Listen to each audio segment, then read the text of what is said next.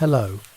Tonight we'll spend some time exploring one of the most quietly astonishing minds on Earth. A mind that holds decades of landscape, decades of faces, decades of loss, and somehow carries all of it forward without a single written word.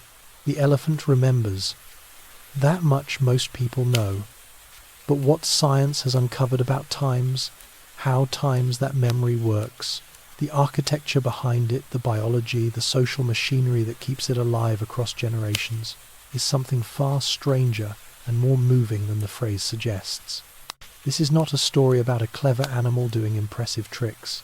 It is a story about a form of intelligence that evolved over 50 million years, that grieves and navigates and communicates in frequencies we cannot hear, and that may understand its own mortality in ways we are only beginning to measure. There is no urgency here, only depth. So settle in, let the night go quiet around you, and follow this, slowly, into one of the most remarkable minds the planet has ever produced. The African elephant carries a brain that weighs approximately 5 kilograms, roughly the weight of a large bag of sugar sitting on a kitchen counter. That makes it the heaviest brain of any land animal alive today. But weight alone means very little. What matters is what that mass contains. The elephant brain is extraordinarily folded, its surface area dense, with the kind of convolutions associated in neuroscience, with complex processing, social awareness, and sophisticated memory. In humans, we use the degree of cortical folding as a rough proxy for cognitive complexity. By that measure, the elephant brain is deeply impressive. It has distinct regions handling emotion, spatial awareness, long-term memory, and social recognition, all developed to an unusual degree. Scientists examining elephant neuroanatomy have noted that the regions responsible for processing sensory input and storing emotional experience are proportionally larger than in most mammals. What the elephant is built to do fundamentally is times remember, not as a side function but as a central biological purpose. The brain is the engine. Memory is the fuel. Everything else follows from that. Deep inside the elephant brain sits a structure called the hippocampus, the region most associated across mammals with the formation and retrieval of long-term memories. In elephants, this structure is developed to a remarkable degree, both in size and in the density of its neural connections. Research in comparative neuroanatomy has shown that the elephant hippocampus is among the most elaborated of any land mammal studied relative to overall brain volume. This matters because the hippocampus is not simply a storage unit, it is an active organizer. It encodes experiences, links them to place and emotion, and retrieves them in context. When an elephant encounters a waterhole it last visited 8 years ago, or recognizes the call of a herd member it has not heard in a decade, the hippocampus is doing that work. It is cross-referencing, locating and surfacing. Think of it less like a filing cabinet and more like a search engine running continuously in the background, one that never truly powers down. Scientists still debate the precise upper limit of what the elephant hippocampus can retain, but the behavioral evidence suggests the answer may be nearly everything that mattered.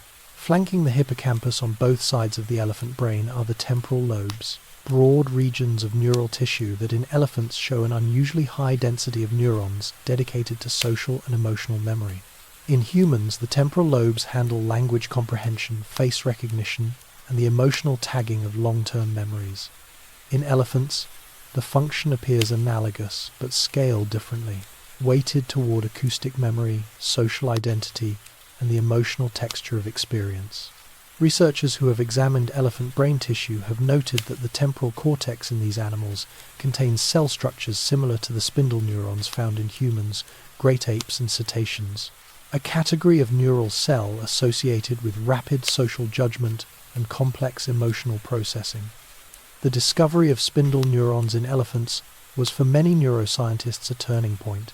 It suggested that the capacity for deep social memory had evolved independently in multiple lineages, and that the elephant was not a lesser version of a primate, but a parallel solution to the same ancient problem: how to live long-term with others you need to trust.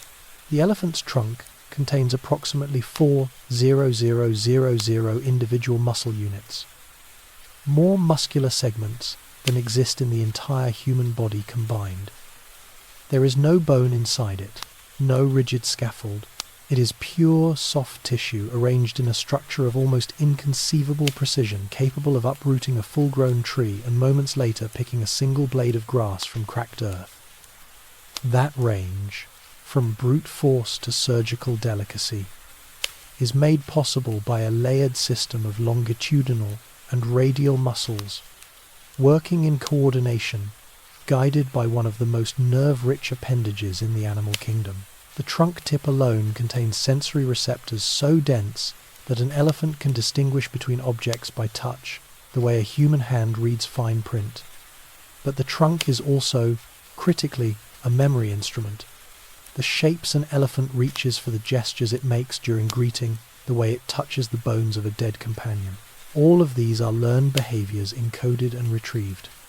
The trunk does not just act on the world, it reads it, and then it remembers what it found. The elephant possesses the largest number of olfactory receptor genes of any animal yet studied, nearly 2,000 distinct receptor types compared to roughly 400 inches humans. That is not merely a bigger nose, it is a fundamentally different relationship with chemical information. Elephants can identify at considerable distance the scent of specific individuals they have not encountered in years. They can detect water from as far as 12 miles in arid conditions, something like being able to smell a glass of water from the far end of a city block, then following that trace across open country. More remarkably, scent memory in elephants appears to be emotionally indexed. The scent of a predator encountered in kittenhood, to borrow a scale, can trigger an avoidance response in an adult elephant decades later, even if the animal has had no intervening experience with that predator. The olfactory system and the hippocampus are tightly coupled in elephant neurology, which means smell does not just trigger recognition, it retrieves whole experiences. The landscape, the threat, the outcome, in a single moment of contact with the air. An African elephant's ears can span nearly 2 meters across, roughly the height of a door frame, and they serve a purpose that has nothing to do with hearing alone. The inner surface of each ear is laced with an intricate web of blood vessels running close to the skin. When an elephant fans its ears, it is passing blood through those vessels and radiating heat directly into the surrounding air, functioning like a living radiator. Core body temperature in elephants is carefully regulated this way, particularly because an animal of that mass generates enormous metabolic heat that cannot escape through sweat glands the way it does in humans. The ears are also, of course, expressive. They carry information. A relaxed elephant holds its ears loosely. A threatened one spreads them wide, not primarily to look larger, though that is a consequence, but to push air and sound forward. Scientists have observed that individual elephants can be distinguished by the unique shape and tear pattern of their ears, the way you might recognize someone by a scar. It turns out wears its history on the edges. Elephants produce vocalizations that fall almost entirely below the threshold of human hearing, below 20 Hz in a range called infrasound. These calls can travel through both air and ground, carrying across distances of several kilometers in open terrain. A human standing in the middle of an elephant conversation would hear almost nothing, perhaps a faint rumble underfoot, perhaps nothing at all. Yet the elephants are speaking, coordinating movement, signaling distress, announcing presence, calling to family members far out of sight. Infrasound travels well because low-frequency waves lose less energy to the environment than high-frequency ones. In dense forest where visual contact is limited, this gives elephants a communication system that works even when nothing can be seen.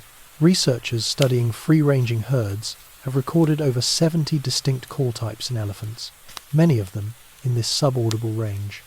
The calls are not random. They carry identity. Individual elephants have recognizable vocal signatures, and they carry intent. The ground beneath an elephant family is not silent. It is a channel, and something is always being said through it. Beneath each of an elephant's feet lies a thick pad of fatty fibrous tissue, a biological shock absorber that does something no other structure in the animal kingdom does quite the same way. It detects seismic vibrations traveling through the earth. When another elephant sends an infrasound call, the energy doesn't only move through the air, it travels as a wave through the ground itself. and elephants can receive that signal through their feet, up their leg bones, and into sensory receptors near the ear. Researchers discovered this after noticing that elephants sometimes freeze and press their feet more firmly into the soil, not in response to anything visible or audible, but in response to something arriving from below. The footpad is also extraordinarily sensitive to pressure distribution, which allows these animals to move with a quietness that seems implausible for a creature weighing several tons. On soft ground, an elephant can approach in near silence. The foot compresses, spreads, absorbs, and listens. It is worth pausing on that image, an animal that weighs as much as a loaded pickup truck, moving through the grass without a sound, while simultaneously reading messages written in the earth. Elephant skin can reach nearly 4 centimeters thick across certain parts of the body, particularly along the back and shoulders. Yet, it is among the most sensitive skin of any large land animal. This seems contradictory until you examine the structure closely. The thickness provides protection against thorns, insects, and the abrasion of moving through dense brush. But the surface is deeply creased and folded, and within those folds the skin thins dramatically, becoming a landscape of thin, nerve-rich tissue where sensation concentrates. Flies landing on the wrong fold can be felt immediately. A single drop of water hitting the skin's surface registers with clarity. Elephants are famously attentive to touch, the way herd members lay a trunk across a companion's back, the way a mother steers a calf with the gentlest lateral pressure. None of that would be possible with skin that was simply armor. What evolution produced instead is a layered system, hard where hardness serves thin, and aware where awareness matters. Scientists studying elephant skin under magnification have compared its sensory complexity to a topographic map where the ridges hold one kind of information and the valleys hold another entirely. An elephant's eyes sit on the sides of its head, positioned to give it a field of vision that sweeps nearly all the way around, useful for an animal that evolved on open savanna, where predators could approach from any direction. The eyes themselves are relatively small for a creature of that size, which has led some researchers to suggest that vision, while functional, is not the elephant's primary sense. What the eyes do offer is excellent peripheral awareness and reasonable color discrimination. Elephants can distinguish between certain hues, which helps with identifying ripe fruit. They also have a reflective layer behind the retina that improves low-light vision, making the hours around dawn and dusk, when elephants are often most active, particularly navigable. The placement of the eyes, however, creates a narrow blind spot directly in front of the trunk, which means an elephant examining something closely must tilt its head slightly to one side. Observers who know this describe watching an elephant approach an unfamiliar object and angle its enormous head with a kind of careful sideways attention, something that reads unmistakably like curiosity. There are 3 living elephant species, and they are more distinct from one another than their shared silhouette suggests. The African bush elephant is the largest land animal on Earth, standing up to 4 meters at the shoulder. The African forest elephant, recognized as a separate species only in 2001, after genetic analysis forced the reclassification, is smaller, straighter tusked, and adapted to the dense canopy of Central African rainforests. The Asian elephant is smaller still, with notably different ear shape, a more domed skull, and a trunk tip with a single finger-like projection compared to the 2-fingered tip of its African relatives. These are not merely geographic variations. The 3 species diverged millions of years ago and have followed separate evolutionary paths ever since. Their social structures differ, their vocalizations differ. Researchers studying memory across species have found behavioral differences in how each stores and retrieves information. Forest elephants, for instance, appear to maintain exceptionally detailed spatial memories of 3-dimensional environments adapted to navigating a world where sightlines rarely extend more than a few meters. Historians of taxonomy still debate the precise divergence dates, but the consensus holds that these are 3 genuinely different minds wearing a similar shape. An elephant's tusks are elongated incisor teeth composed of dentine, the same hard tissue that forms the inner layer of human teeth, arranged in concentric rings around a central pulp cavity. They grow continuously throughout an elephant's life, meaning the longest tusks belong almost always to the oldest individuals. In male African bush elephants, tusks can eventually reach lengths comparable to a full-sized surfboard, curving outward and sometimes crossing near the tips. They are used for digging, stripping, bark-moving obstacles, and occasionally in competition between males. Though combat is less common than the intimidating display of tusk size alone, elephants are also like humans, left or right-handed in the way they favour one tusk over the other, and the preferred tusk tends to be shorter and more worn. The ivory inside a tusk holds something else, a chemical record. Growth rings in tusk cross-sections preserve information about diet, stress, and environmental conditions across decades, functioning something like tree rings, except that what they document is an individual life rather than a season. Researchers have read droughts, migrations, and reproductive events from the interior of a single tusk.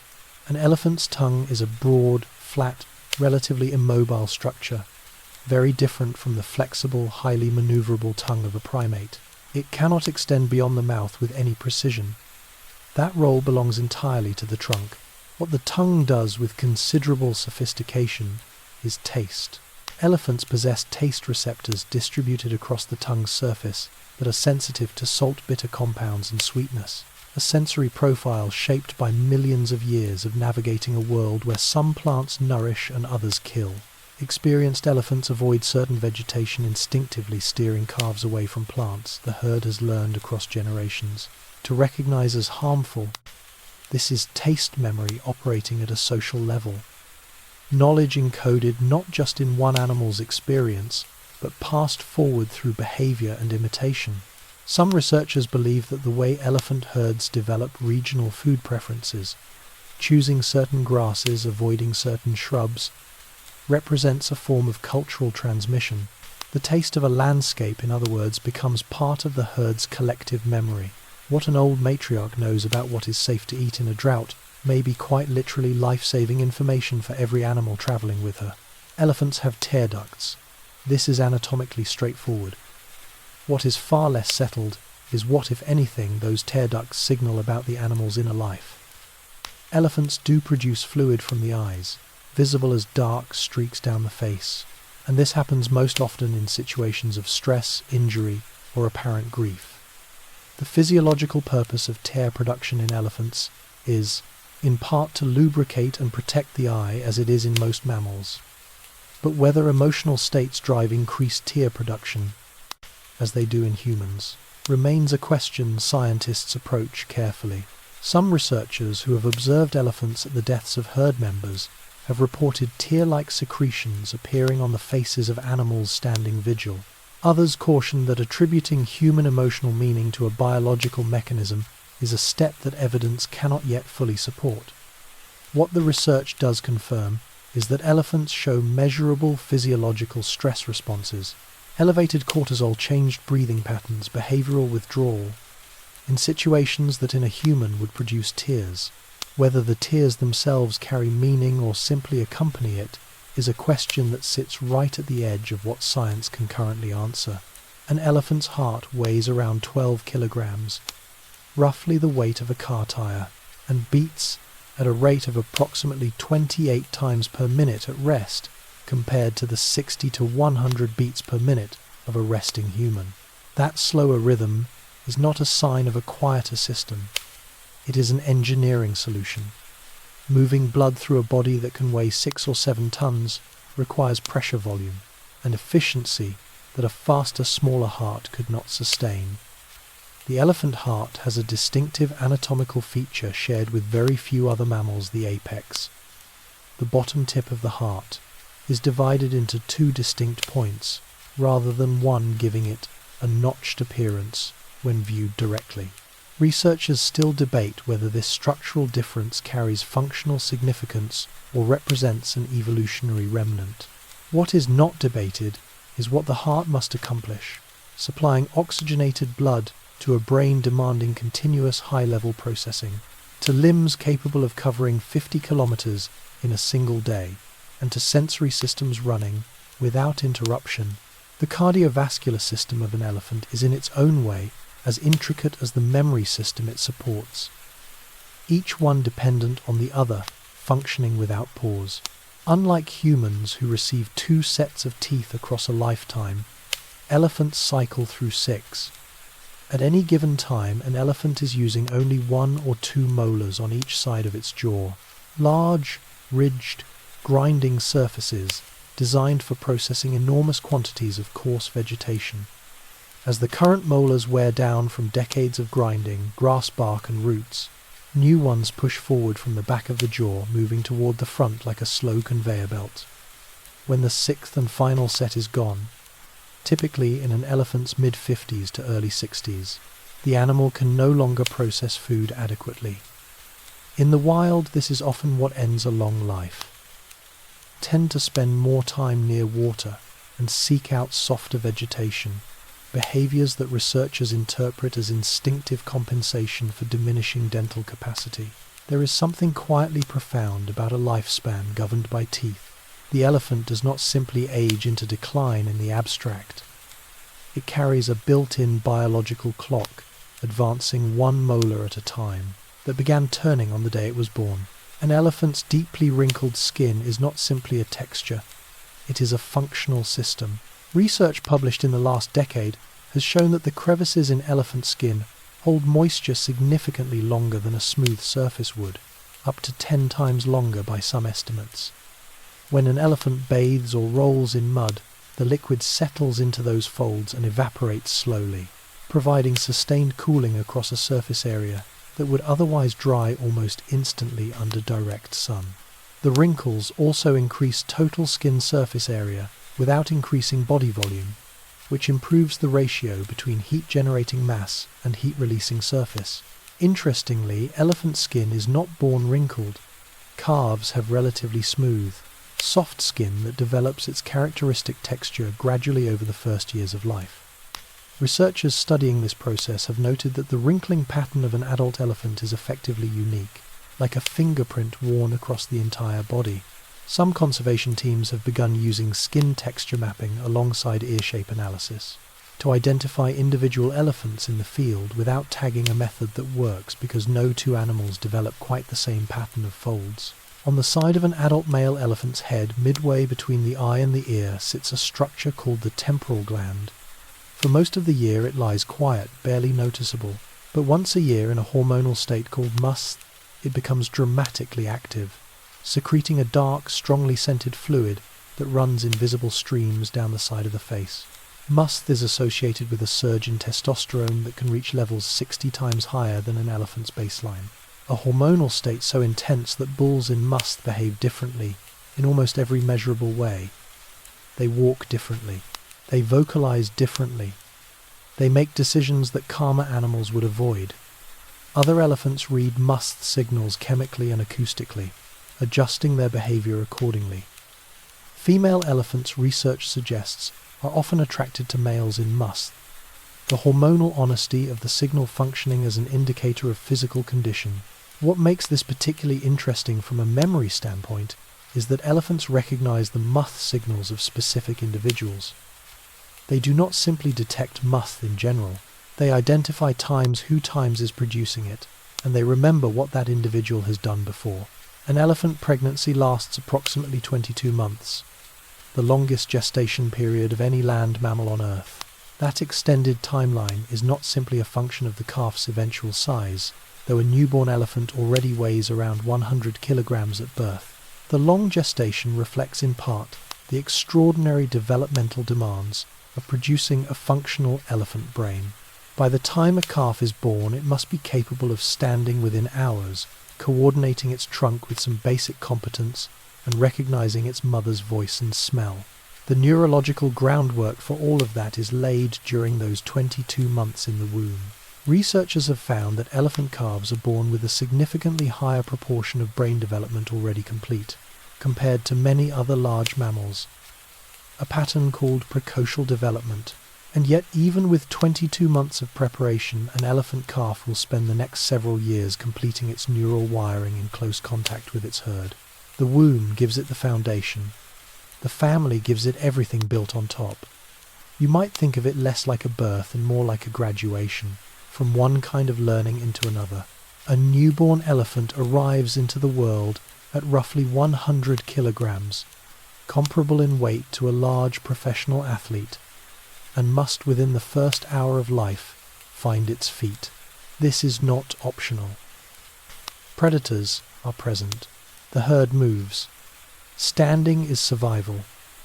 Elephant calves typically achieve upright posture within 20 to 60 minutes of birth, guided by nudges from the mother and nearby females. The trunk for the first weeks of life is largely uncoordinated. Calves frequently trip over it, step on it, and swing it with the exploratory randomness of something not yet understood. Control comes gradually through repetition and apparent play. By 6 months, a calf can use its trunk for basic grasping. By 2 years, the full 40-0-0-0 muscle coordination is beginning to mature. Cognitive development follows a similarly extended arc.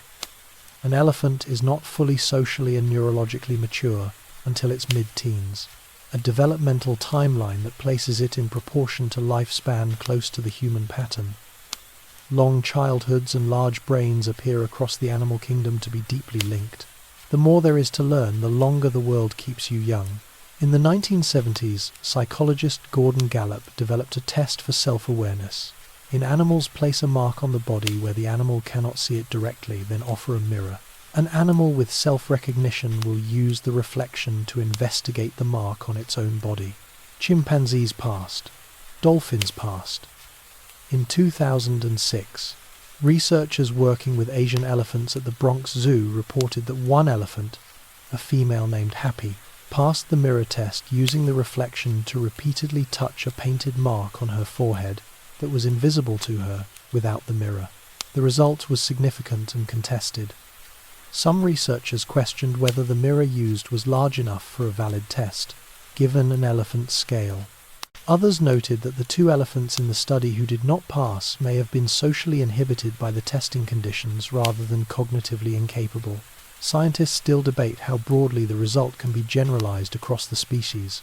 What the test does confirm, even in its contested form, is that at least some elephants demonstrate the behavior associated with self-recognition. The same category of awareness that in the animal kingdom remains vanishingly rare. Elephants use tools. Not with the frequency or variety of chimpanzees, and not with the manual dexterity that fingers allow, but deliberately, purposefully, and in ways that require holding a goal in mind across a sequence of actions. The most commonly observed example is the use of branches as fly swatters. An elephant will select a branch, sometimes modifying it by stripping away excess leaves, and then use it to swat insects from its body, continuing to hold and wield the branch long after the immediate irritation has passed. The sustained use of an object toward a goal is in animal cognition research a meaningful threshold. Elephants have also been observed using rocks and logs as stepping platforms to reach food at height, and researchers working with captive animals have documented individuals using objects to scratch areas of their body the trunk cannot easily reach. What distinguishes these behaviors from simple reflex is the selection process. Elephants choose among available objects, sometimes rejecting several before settling on one in a way that implies evaluation. The object is not simply picked up, it is assessed. That gap between impulse and action, however brief, is where tool use begins. Researchers studying elephant cognition have presented animals with food secured inside containers, requiring specific sequences of actions to open. Latches, bolts, sliding mechanisms. The results have been consistently striking.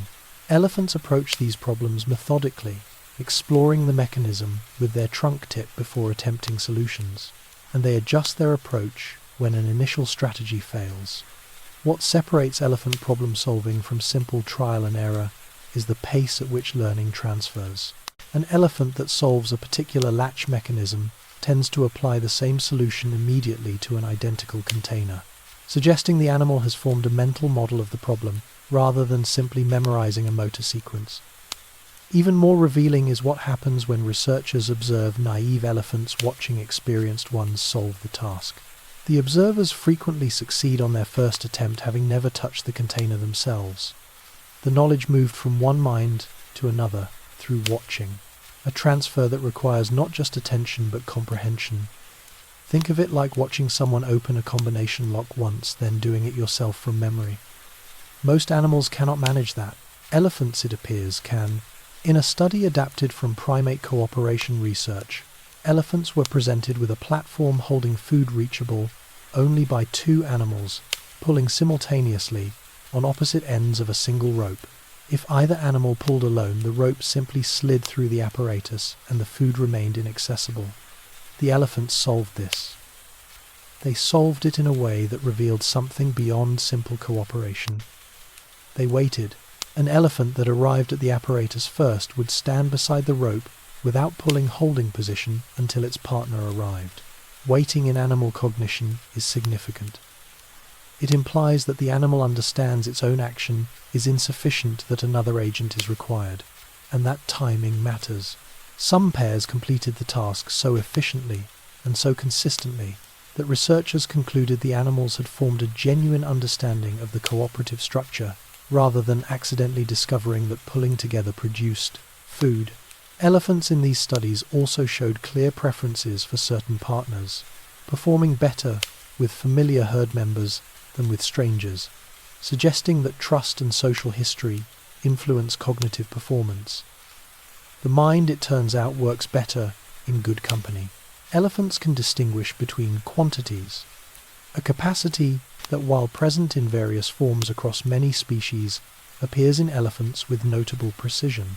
In controlled studies, Asian elephants consistently chose the larger of two food quantities, even when the physical volume was controlled to remove size as a cue, suggesting the animals were responding to number rather than bulk.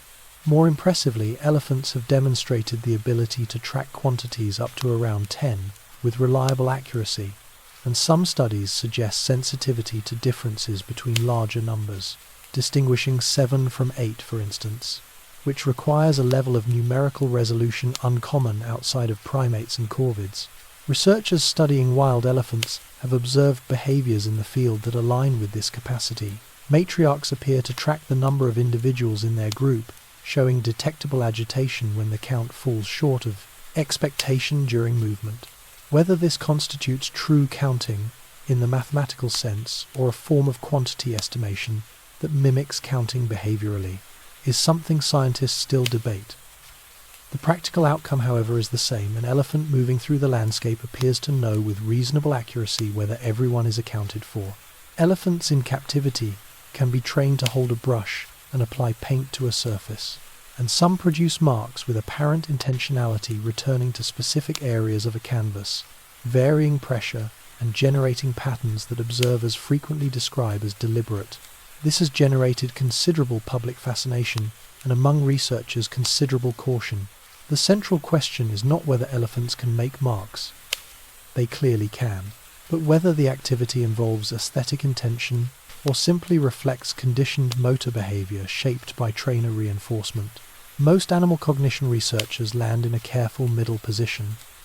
Elephants do show genuine exploratory behavior with novel materials, and some individuals engage with painting even when food reward is removed.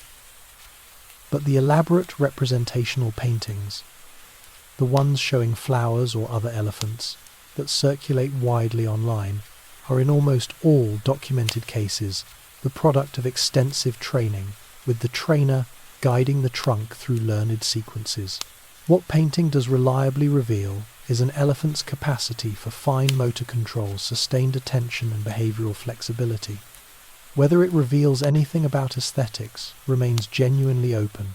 Perhaps the more honest question is not what the painting means to us, but what the act of making it means to them. When an elephant in a herd is injured, struck by a vehicle, wounded by a predator, weakened by illness, the response of surrounding animals follows a pattern that researchers have documented across multiple wild populations and describe carefully as empathic behavior. Herd members will slow their movement to match the pace of an injured individual, sometimes halting entirely when the injured animal cannot continue. They use their trunks to investigate wounds, applying gentle contact to injured areas. In several documented cases, uninjured elephants have physically supported a wounded companion using their bodies, positioning themselves alongside to prevent collapse. These behaviors are not reflexive in the way that a flock of birds changes direction.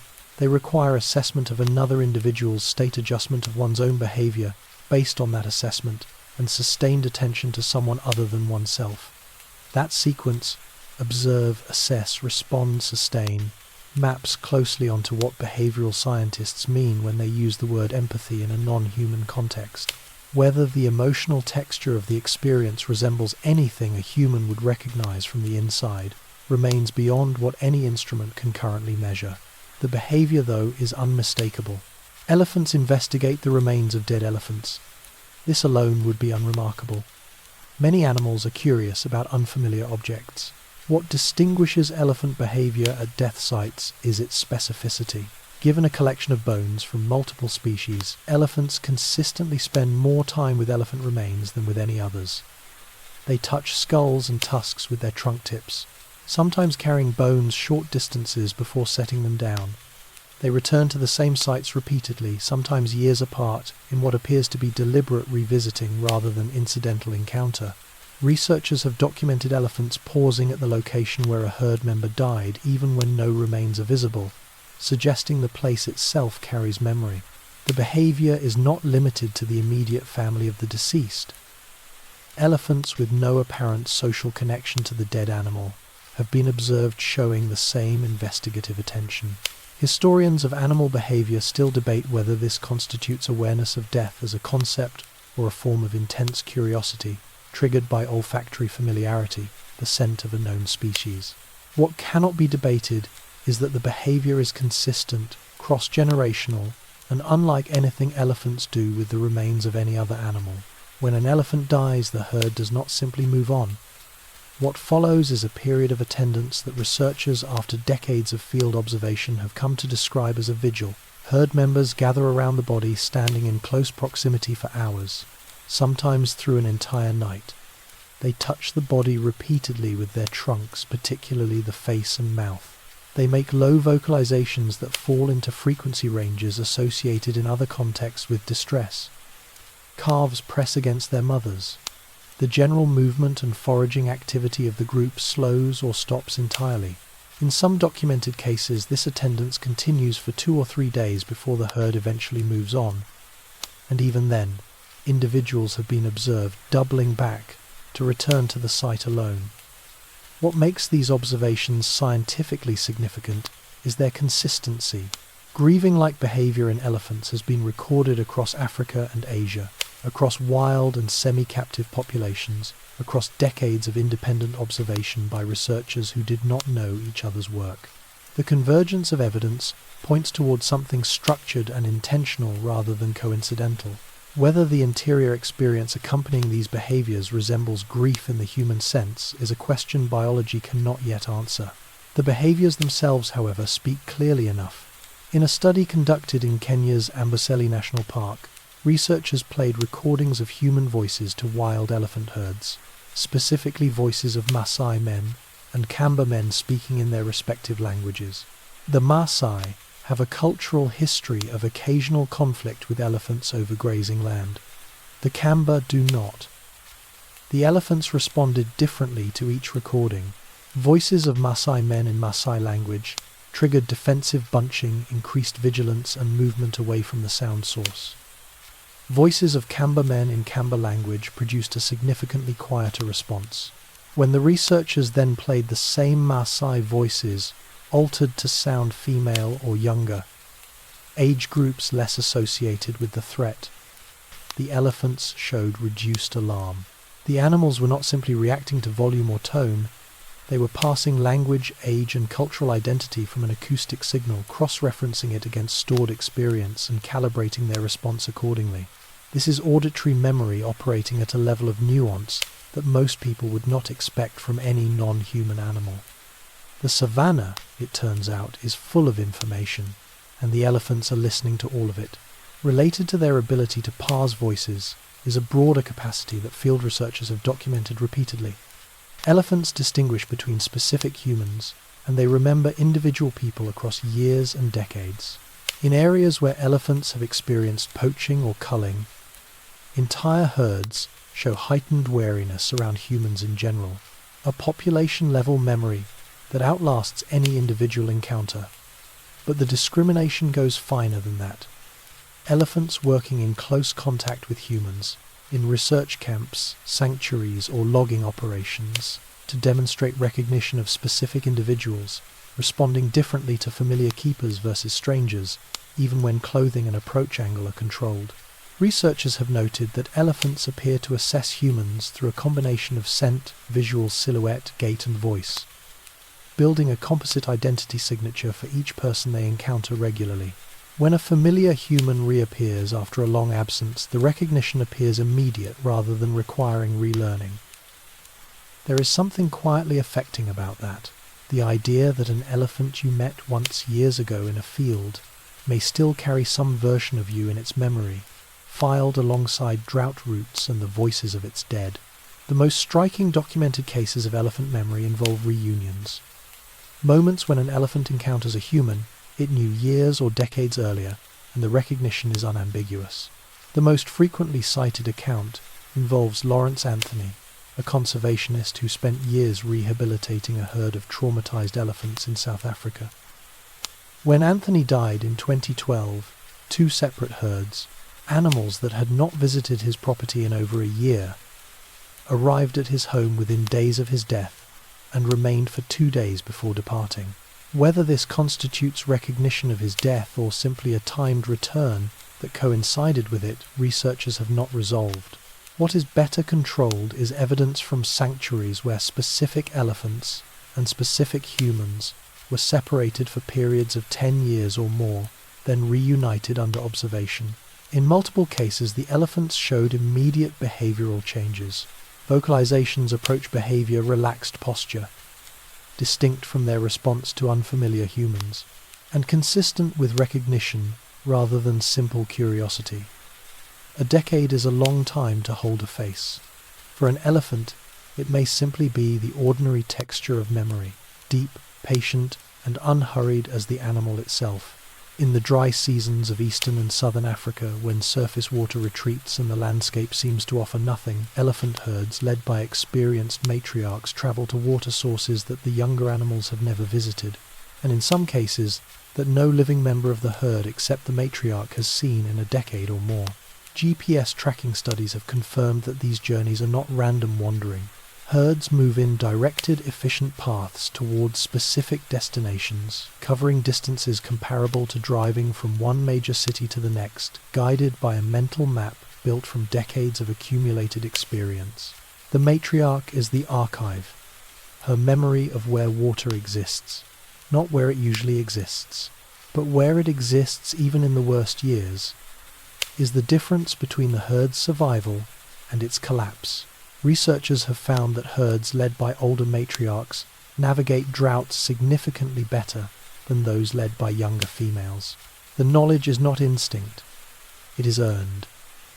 It accumulates slowly across seasons and years, and it lives in one animal's mind until the day it is needed. And on that day, it is worth everything. Extending from navigation memory is something researchers have termed route fidelity. The tendency of matriarch-led herds to follow specific travel corridors across the landscape, even when those corridors pass through areas that have changed significantly since the route was last used. Studies tracking elephant movement across decades have found that herds return to the same pathways, generation after generation, using trails that predate any living member of the group. These ancient routes are not random. They thread through the landscape along the most efficient gradients, avoiding obstacles, connecting water and food with a logic that reflects millions of years of iterative refinement. Younger elephants learn the routes by following. The matriarch walks, the herd follows. The route is encoded through the body as much as through conscious memory, in the muscles and the feet as much as in the hippocampus. When a matriarch dies and the herd loses that living GPS, the behavioral consequences are measurable. Groups without experienced leaders make poorer navigational decisions, spend more time searching, and show higher stress indicators during dry seasons. The root does not die with her immediately. Younger females carry fragments. But something irreplaceable narrows quietly the day the old one falls. Elephant herds do not move by dictatorship.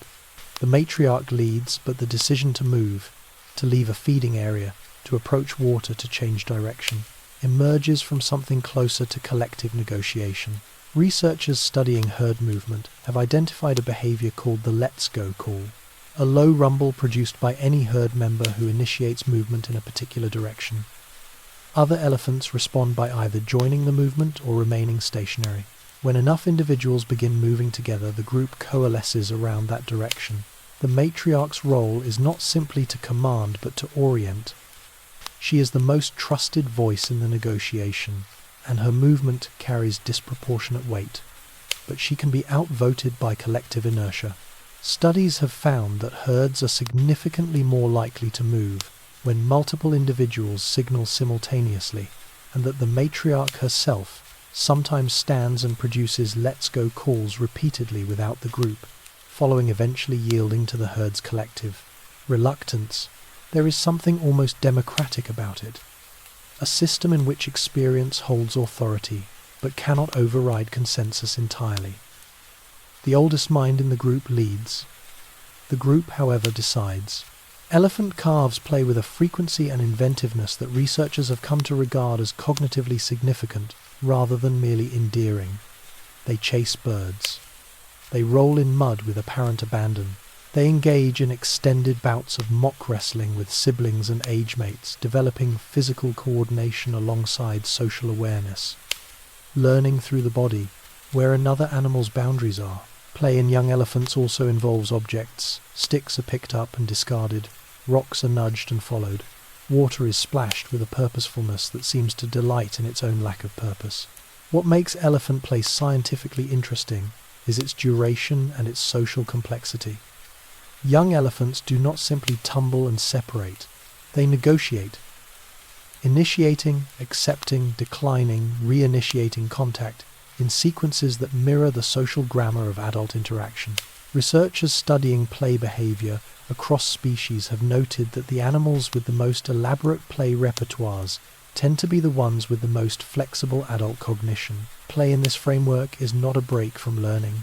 It is the primary method by which a young elephant begins assembling the social and spatial intelligence it will spend the rest of its life refining. The mud and the stumbling and the sheer joyful chaos of it, all of that is in its way an education. Deception requires a specific cognitive architecture, the ability to model what another individual believes, recognize that the belief is false, and deliberately maintain that false belief for strategic advantage. It is in the language of animal cognition, a theory of mind task, and it is vanishingly rare outside of primates. Elephants have been documented engaging in behaviors that fit this description. In one widely cited field observation, a young bull in must approached a dominant male from downwind, moving in a crouched, slow posture, researchers interpreted as deliberate concealment, the animal appearing to understand that its own scent would betray its presence if the wind shifted. In captive settings, elephants have been observed waiting until a keeper's back was turned before accessing food they had been prohibited from reaching, timing their action to the keeper's attention rather than simply responding to opportunity. Scientists debate whether these behaviors constitute genuine deception or sophisticated learned avoidance. The distinction matters philosophically. Practically, the behavioral outcome is the same. An elephant that has modeled another individual's attention, predicted its gaps, and acted within them. That sequence is not simple. It requires holding multiple mental states simultaneously. Yours, mine, and the gap between them. In animal cognition, research insight refers to a specific phenomenon, the sudden solving of a problem without incremental trial and error, as if the solution arrives whole rather than assembled piece by piece. It is associated in primates with a characteristic pause before action, the animal appearing to mentally simulate the solution before executing it physically. Elephants show this pattern.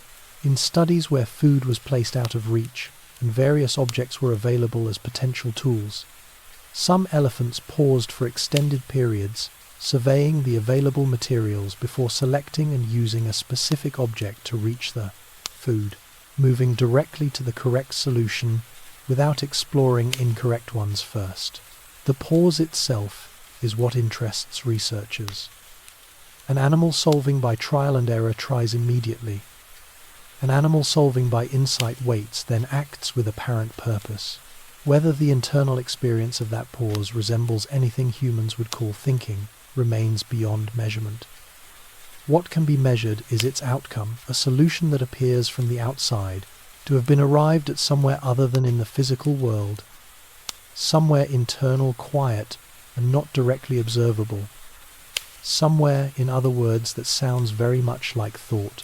When one elephant in a group shows signs of distress, freezing alarm vocalizations, rapid ear movements, nearby elephants respond in ways that go beyond simple vigilance. They approach, they make contact. They produce soft, low rumbles that researchers have identified as a specific vocalization type, appearing almost exclusively in contexts of calming and reassurance. In a study examining this behavior systematically, researchers recorded the responses of wild elephants to distressed individuals and found that the calming approach was not random. It was directed specifically toward the distressed animal, and it was accompanied by physical contact more than 80% of the time. The calming response also appears to be emotionally contagious in the opposite direction. Elephants who receive reassurance from a herd member show measurable reductions in stress indicators, lower cortisol, quieter vocalizations, reduced ear movement within minutes. This is not simply one animal following another's behavior. It is one animal's internal state being genuinely shifted by another's deliberate intervention. The mechanism is social, the outcome is physiological, and the intent, insofar as behavioral science can assess intent, appears to be comfort. You do not need language to tell someone that everything is going to be all right. Apparently a trunk and a low rumble will do. Elephants are exceptional observers. This is not metaphor. It is a documented cognitive capacity. Young elephants learn the majority of their behavioral repertoire, not through direct instruction but through sustained attentive watching of older herd members. They observe how adults use their trunks to strip bark, which plants to select, how to behave at a water hole when unfamiliar elephants are present, how to navigate around a fence. The learning transfer is rapid and accurate. Calves that observe a skilled adult perform a novel task succeed at the same task significantly faster than calves with no prior observation. A gap that persists even when the physical skills required are identical. What observational learning demands is sustained attention over time, the ability to extract the relevant components of a complex action, and the capacity to store and later retrieve that extracted information. Each of those steps is non-trivial. Researchers studying observational learning across species have noted that it correlates strongly with social complexity. The more intricate the social world an animal navigates, the more it needs to learn from watching rather than from doing. The elephant's social world is extraordinarily intricate. It should perhaps not surprise us that they watch each other with such careful, patient attention. They are, in a sense, always in school. Object permanence. The understanding that an object continues to exist even when it is no longer visible is a cognitive milestone that human infants typically reach around 8 months of age. Many animals never fully develop it. Elephants demonstrate robust object permanence, and the evidence goes beyond simple hiding and finding tasks. In controlled studies, elephants successfully tracked objects that were moved while out of sight across multiple sequential displacements, meaning the animal did not simply remember where it last saw something, but updated its mental model of the object's location as indirect evidence accumulated. This capacity matters beyond the laboratory.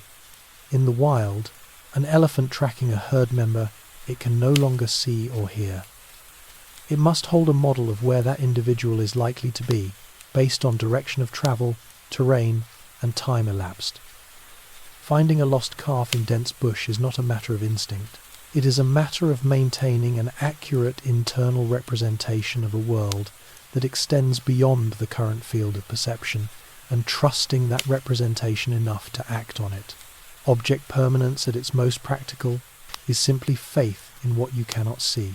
Elephants, it appears, have that in abundance.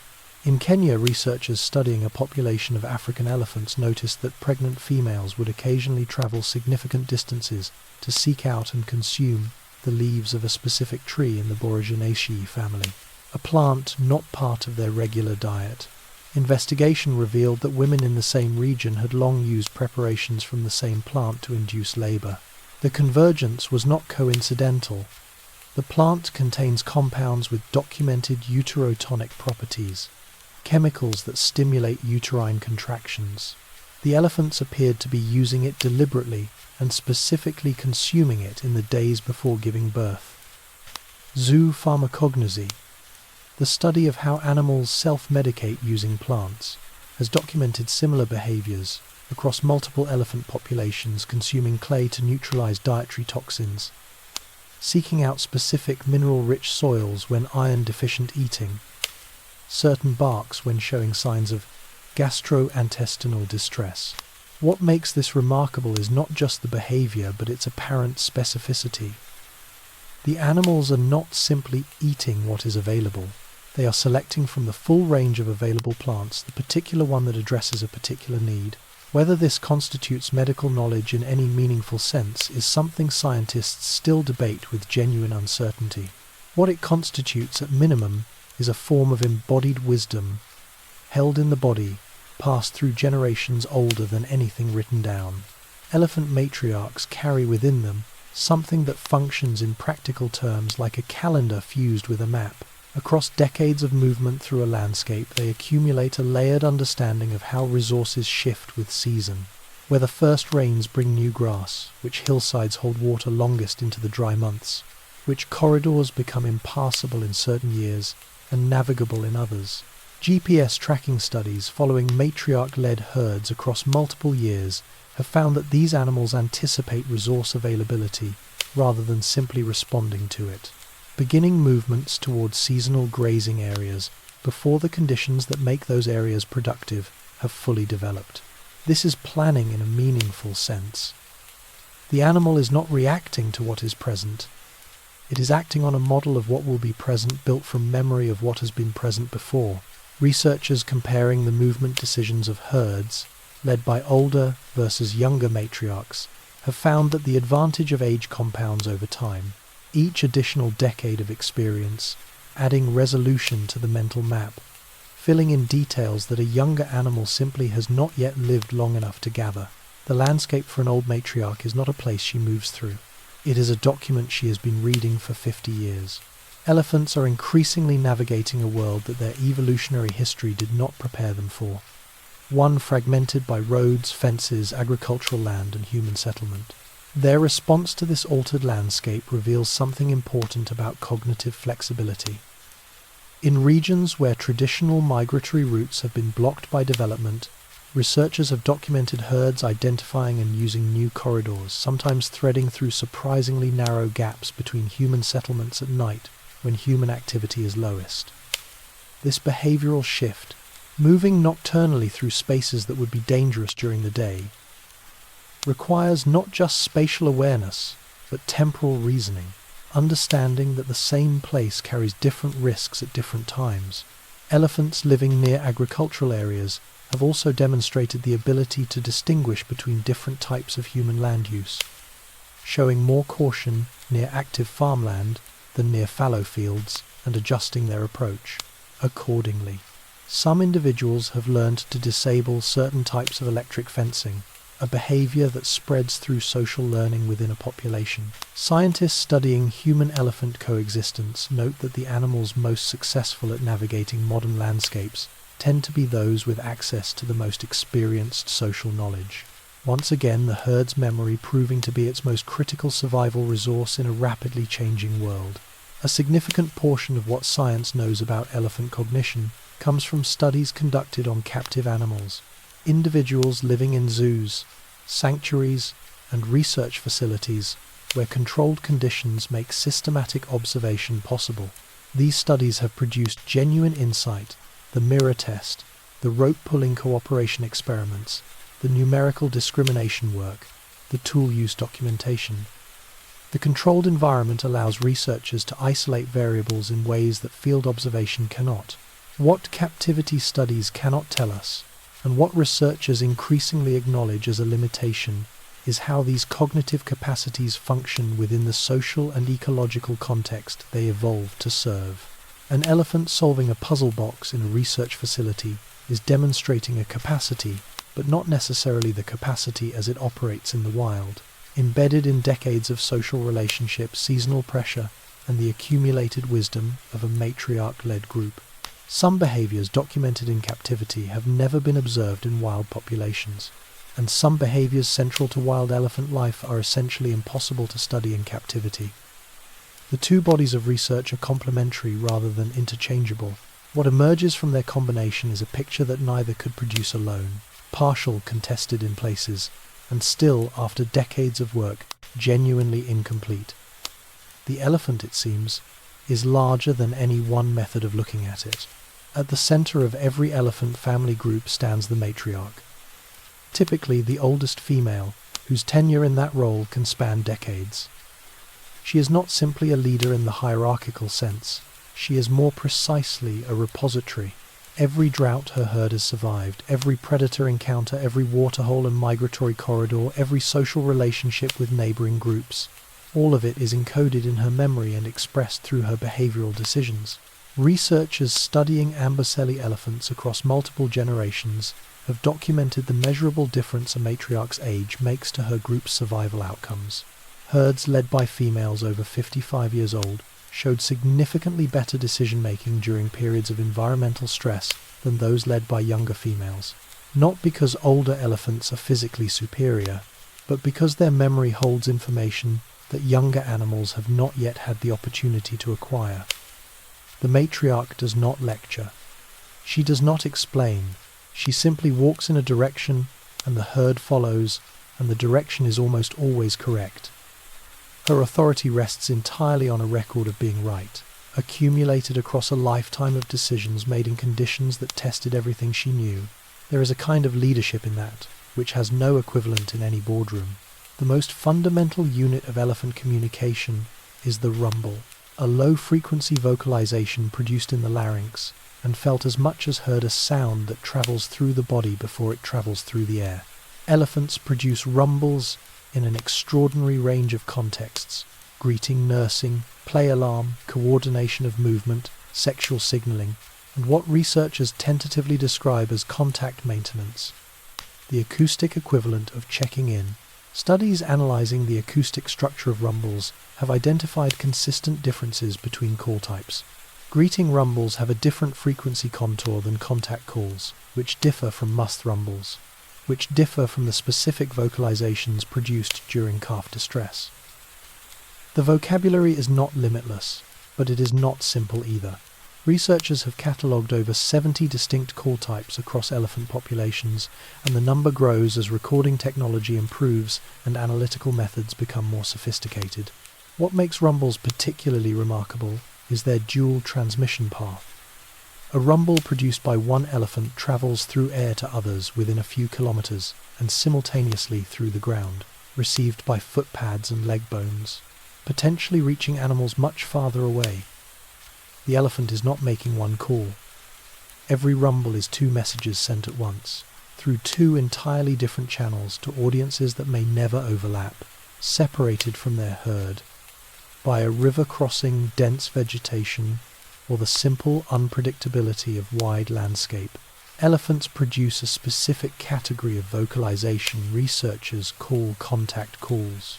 These are longer, lower, and more sustained than other rumble types, and they serve a clear navigational function, broadcasting location and identity to herd members out of visual range. The response when it comes is equally distinctive. A reply call that allows the separated animal to triangulate direction and close distance. What makes this system remarkable is its precision.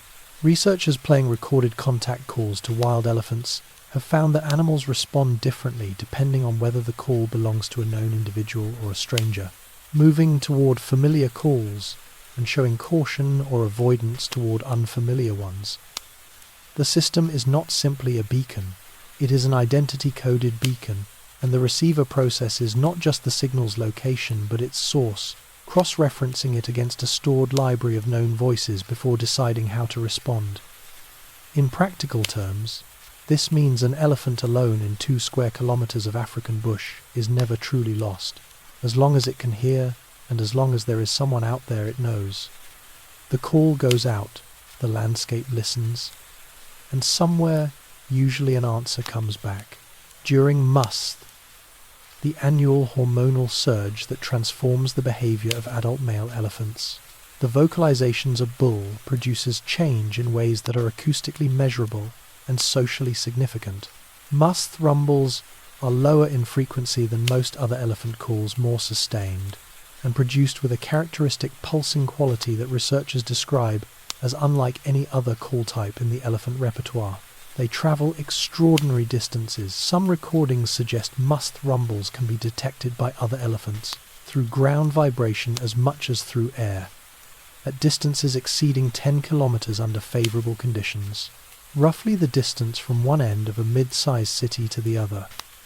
Female elephants respond to these calls in ways that suggest active evaluation.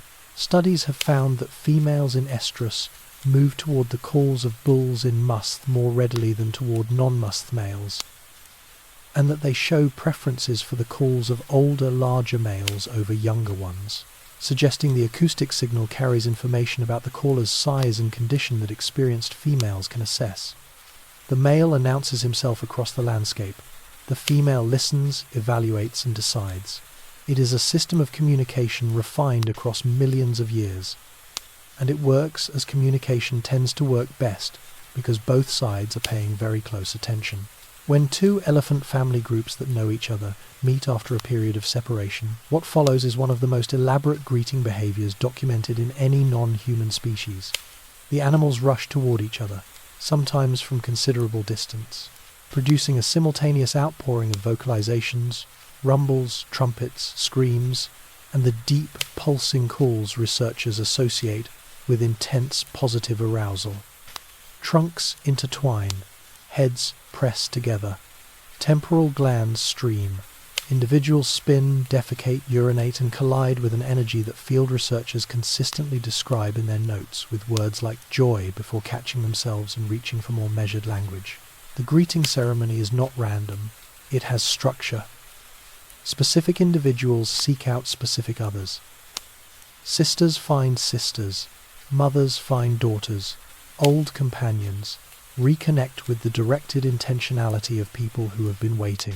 The intensity of the greeting correlates with the length of separation. The longer apart, the more elaborate the reunion. Researchers studying these events have noted that the vocalizations produced during greetings contain individually distinctive elements, each animal contributing its own acoustic signature to a collective expression that is in its way a kind of conversation happening all at once. The herd does not simply reconvene, it celebrates loudly and at length the fact of being whole again. In elephant society, raising a calf is not the exclusive responsibility of its biological mother. From the earliest days of a newborn's life, other females in the herd, sisters, aunts, older daughters, unrelated companions, participate actively in its care in a system researchers call allomothering. These females, known as allomothers, help guide the calf during movement, position themselves protectively around it during rest, assist it when it stumbles, and occasionally allow it to suckle, even when they are not lactating, a behavior that researchers interpret as comfort-giving rather than nutritional. Support. The benefits of allomothering are measurable. Calves with multiple attentive allomothers show lower stress indicators, higher survival rates in the first year, and faster acquisition of social behaviors than calves raised with fewer supporting females. For the allomothers themselves, the experience appears to function as developmental education. Young females who spend time caring for calves before having their own offspring show more competent maternal behavior when they eventually give birth. The knowledge of how to raise a calf is not instinctual in elephants. It is learned, practiced, and transferred through participation. Motherhood in an elephant herd is a collective project. undertaken long before the biological moment arrives, and sustained long after by everyone within reach. When a threat is detected, a predator, an unfamiliar vehicle, a sudden, alarming sound, elephant herds respond with a coordinated defensive reorganization that happens quickly and without apparent instruction. Adult females move to the perimeter of the group.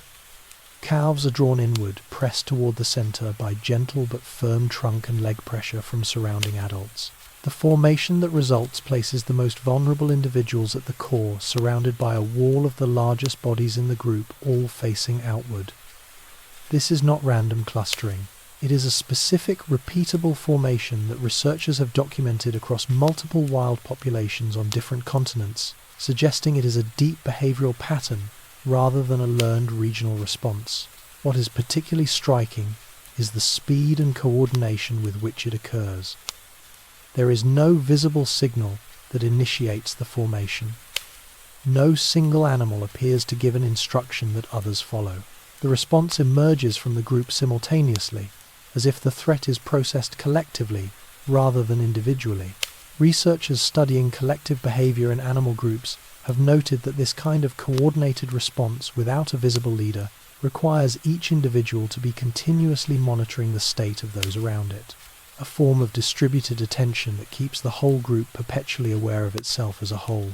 At some point between the ages of 10 and 15, young male elephants begin a process of gradual separation from the family group they were born into, a transition that is neither abrupt nor by behavioral evidence emotionally simple. The departure does not happen all at once. It proceeds in stages. The young male begins spending more time at the edges of the group, then makes short, independent excursions, then longer ones, returning less and less frequently until the separation becomes permanent. The family does not expel him in any obvious or aggressive sense. The process is more like a slow gravitational loosening, the pull of the group weakening as the male's ranging behavior expands and his hormonal state begins to differentiate him from the females around him. Young males leaving their natal group typically seek out older bulls, whose company provides a form of continued social education. Researchers studying bull society have found that young males in the presence of older, calm bulls show significantly lower testosterone levels and less aggressive behavior than those without elder male contact, suggesting that experienced bulls perform a regulatory social function for younger animals, analogous in some ways to the role the matriarch plays for the female group. The herd raises its sons carefully, then releases them, and the wider world of bull society catches them on the other side. Adult male elephants, once separated from their natal family groups, do not live in isolation. They form loose fluid associations with other bulls, relationships that lack the tight family structure of female groups, but are nonetheless socially meaningful and cognitively significant. Dominance among bulls is real. Older, larger males hold social priority at resources, but it is enforced primarily through display rather than sustained violence. A younger bull encountering a dominant male typically shows deference through posture and movement, and the dominant male, more often than not, accepts that deference without escalating. Physical combat between bulls occurs, but is far less common than the dramatic tusking contests of popular imagination. What researchers have found more interesting is the nuanced social negotiation that underlies bull interactions, the way animals assess each other through a combination of size, musth, state, past encounter history, and behavioral signals, arriving at a social arrangement that requires surprisingly little fighting to maintain. Older bulls appear to serve as stabilizing presences in bull groups, their calm reducing aggression in younger males around them. When those older males are removed from a population through poaching or culling, the younger males show measurable increases in aggression and erratic behavior. The wisdom of elder males, it turns out, is not just a metaphor. It is a social technology, and its absence has consequences. Elephants occupy a peculiar position in the ecological communities they inhabit, large enough to reshape the landscape, slow enough to be approachable, and socially sophisticated enough to form what researchers cautiously describe as relationships with other species. The oxpecker and cattle-egret relationships are well documented. Birds follow elephant herds, feeding on the insects disturbed by their movement, and in return provide a degree of early warning through their alarm calls. But the cross-species connections that researchers find most interesting involve elephants and humans. In sanctuaries and research settings, elephants have formed what appear to be genuine preferential bonds with specific humans, seeking out particular individuals, showing measurable behavioral changes in their presence, and displaying distress when those individuals are absent for extended periods. Researchers debate whether these bonds constitute friendship in any meaningful sense, or whether that word carries too much human freight to apply cleanly. What the behavioral evidence supports is a sustained, individually directed positive relationship that persists across time and distance. Whether the elephant experiences anything that resembles affection is a question that science holds open. Whether it behaves as though it does is at this point beyond reasonable dispute. In regions where elephant habitat overlaps with human agricultural land, the resulting conflict carries costs on both sides, and researchers studying elephant stress physiology have begun measuring what chronic proximity to human activity does to the elephant nervous system. Elephants living in high conflict zones show consistently elevated baseline cortisol levels compared to those in protected areas with minimal human contact. Their sleep is more fragmented, their movement patterns are more erratic, less efficient. They spend more time in vigilance behaviors and less time in the sustained foraging that their metabolic needs require. The cognitive consequences of chronic stress in mammals are well established: impaired memory consolidation, reduced problem-solving flexibility, and diminished social behavior. In elephants, researchers have observed all of these effects in populations under sustained human pressure. The animals are not simply inconvenienced. They are physiologically altered by the prolonged experience of living in a landscape that has become unpredictable and threatening. What makes this particularly sobering is the implication for the matriarchal memory system. A matriarch under chronic stress is not simply an unhappy elephant. She is a compromised archive. Her ability to consolidate, retrieve, and act on the accumulated knowledge her herd depends on quietly eroded by the unrelenting noise of a world that keeps pressing closer. The mourning behaviors elephants display toward deceased herd members have been documented extensively. Less discussed but equally striking are the cases in which elephants appear to mourn specific humans. The account of Lawrence Anthony, the South African conservationist whose death in 2012 was followed by the arrival of 2 elephant herds at his home, circulates widely.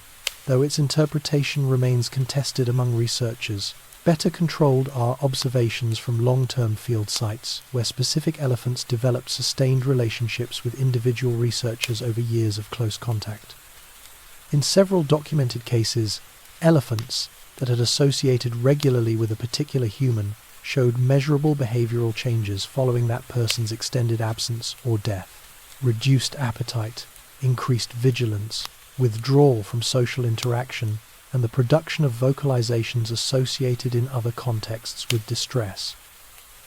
Whether these responses constitute grief in the experiential sense, or simply reflect the disruption of a deeply established behavioral routine, is a question that divides researchers along predictably cautious lines.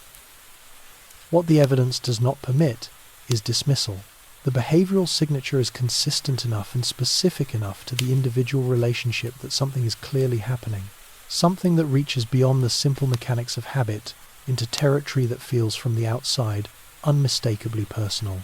When an elephant produces a powerful low-frequency vocalization, the sound does not only travel through air, it propagates simultaneously as a seismic wave through the substrate beneath the animal's feet, traveling through soil and rock at speeds and distances that aerial transmission cannot match.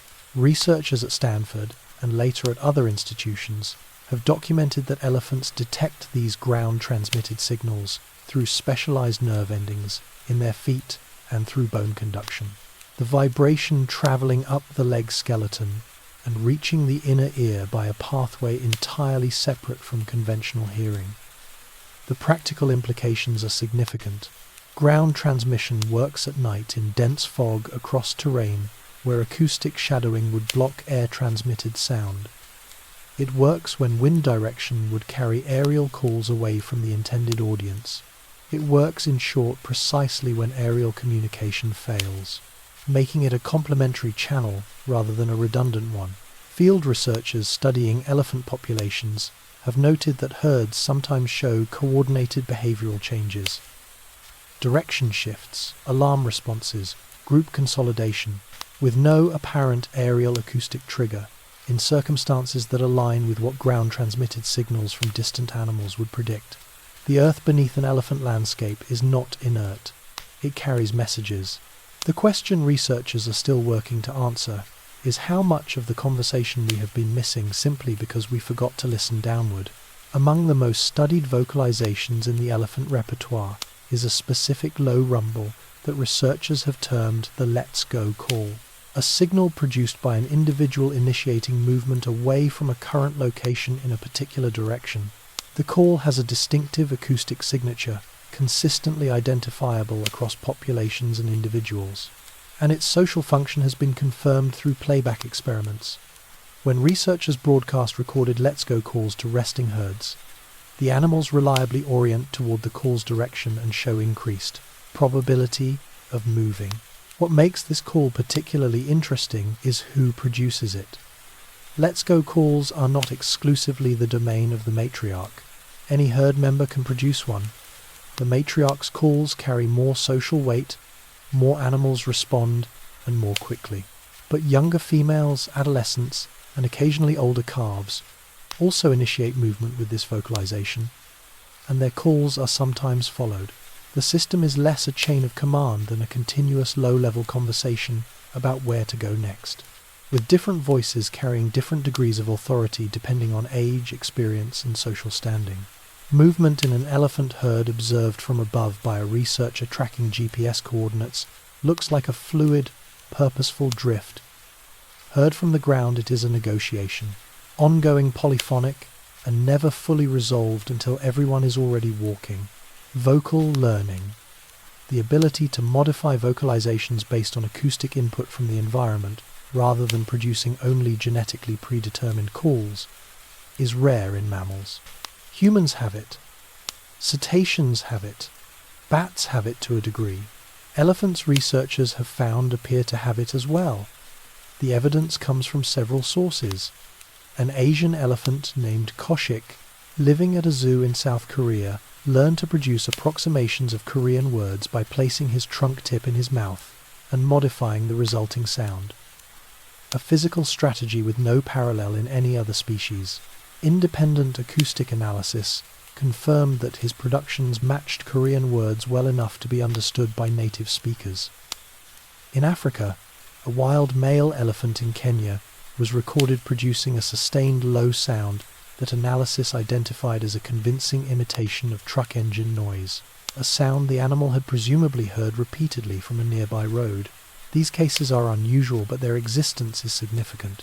Vocal learning implies an auditory feedback loop sophisticated enough to compare what the animal hears itself produce against a stored acoustic target and adjust accordingly. That process requires memory monitoring and motor control working in integration, a system complex enough that most mammals never develop it at all. In 2024, researchers analyzing decades of recorded elephant vocalizations using machine learning tools reported evidence that elephants may use specific call variations to refer to individual animals, sounds that function in the researchers' careful phrasing like names. The study conducted on wild elephant populations in Kenya found that elephants responded more strongly to playback of calls directed specifically at them than to calls directed at other individuals, even when overall call structure was similar, suggesting the animals recognized something in the call that identified them as the intended recipient. The finding attracted considerable scientific attention and equally considerable caution, distinguishing between a true referential label, a sound that means a specific individual, and an individually distinctive call that simply carries identity information through acoustic variation is methodologically difficult. A name in the human sense is a symbol that refers to something outside the caller. An individually distinctive call might simply be a recognizable voice. Researchers still debate which category elephant identity calls fall into.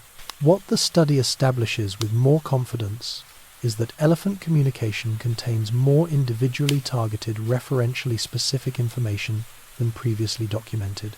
That the calls are not simply broadcasts into the social landscape, but directed messages aimed at specific recipients, in a system far more precise than the word rumble suggests. The social world of a wild elephant is not small. A single family group typically contains between 5 and 15 individuals, but the network of relationships that group maintains extends far beyond its own members, encompassing neighboring families, bulls encountered during seasonal movements, and animals from other populations met at shared water sources over years. Researchers studying elephant social networks in Amboseli and Samburu have estimated that individual elephants maintain active recognition of over 100 distinct individuals, distinguishing each by a combination of acoustic, olfactory, and visual cues. This is a social memory load comparable to the upper ranges of human social recognition in traditional community settings, a fact that has led some researchers to draw parallels between elephant society and the social structure of early human groups.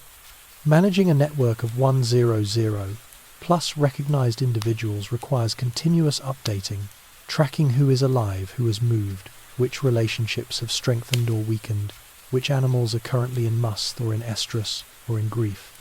The matriarch, at the center of this web, holds the most extensive social map of anyone in the group. Every death, every birth, every new alliance and dissolved one adjusts the map slightly. She carries all of it continuously revised for as long as she lives. The death of a matriarch does not simply leave a group without a leader. It leaves a group without its primary knowledge system, and the consequences researchers have documented are both immediate and long-lasting. In the weeks following a matriarch's death, affected family groups show increased rates of inappropriate social responses. Approaching unfamiliar elephants without adequate assessment, failing to recognize and respond correctly to known threat signals, making inefficient movement decisions during periods of resource scarcity. The group does not dissolve, and a new leader, typically the next oldest female, gradually assumes the matriarch's behavioral role, but the knowledge the dead animal carried does not transfer cleanly. Some of it was never observed by younger animals. Some was observed but not yet fully encoded.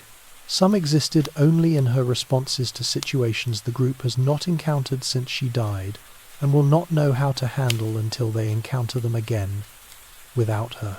Researchers studying populations affected by poaching, which selectively removes older, larger animals, have found that the loss of experienced matriarchs produces multi-generational behavioral disruption.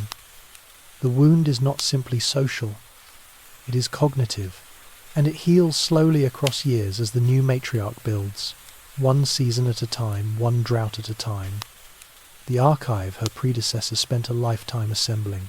When a young elephant loses its mother before the age of 2, the probability of survival drops sharply, not primarily because of the loss of milk which can be supplemented, but because of the loss of the social and cognitive scaffolding that a mother provides. Orphaned elephants, raised without adequate adult female contact, show a consistent and measurable constellation of behavioral differences from those raised within intact family groups. They are more easily startled.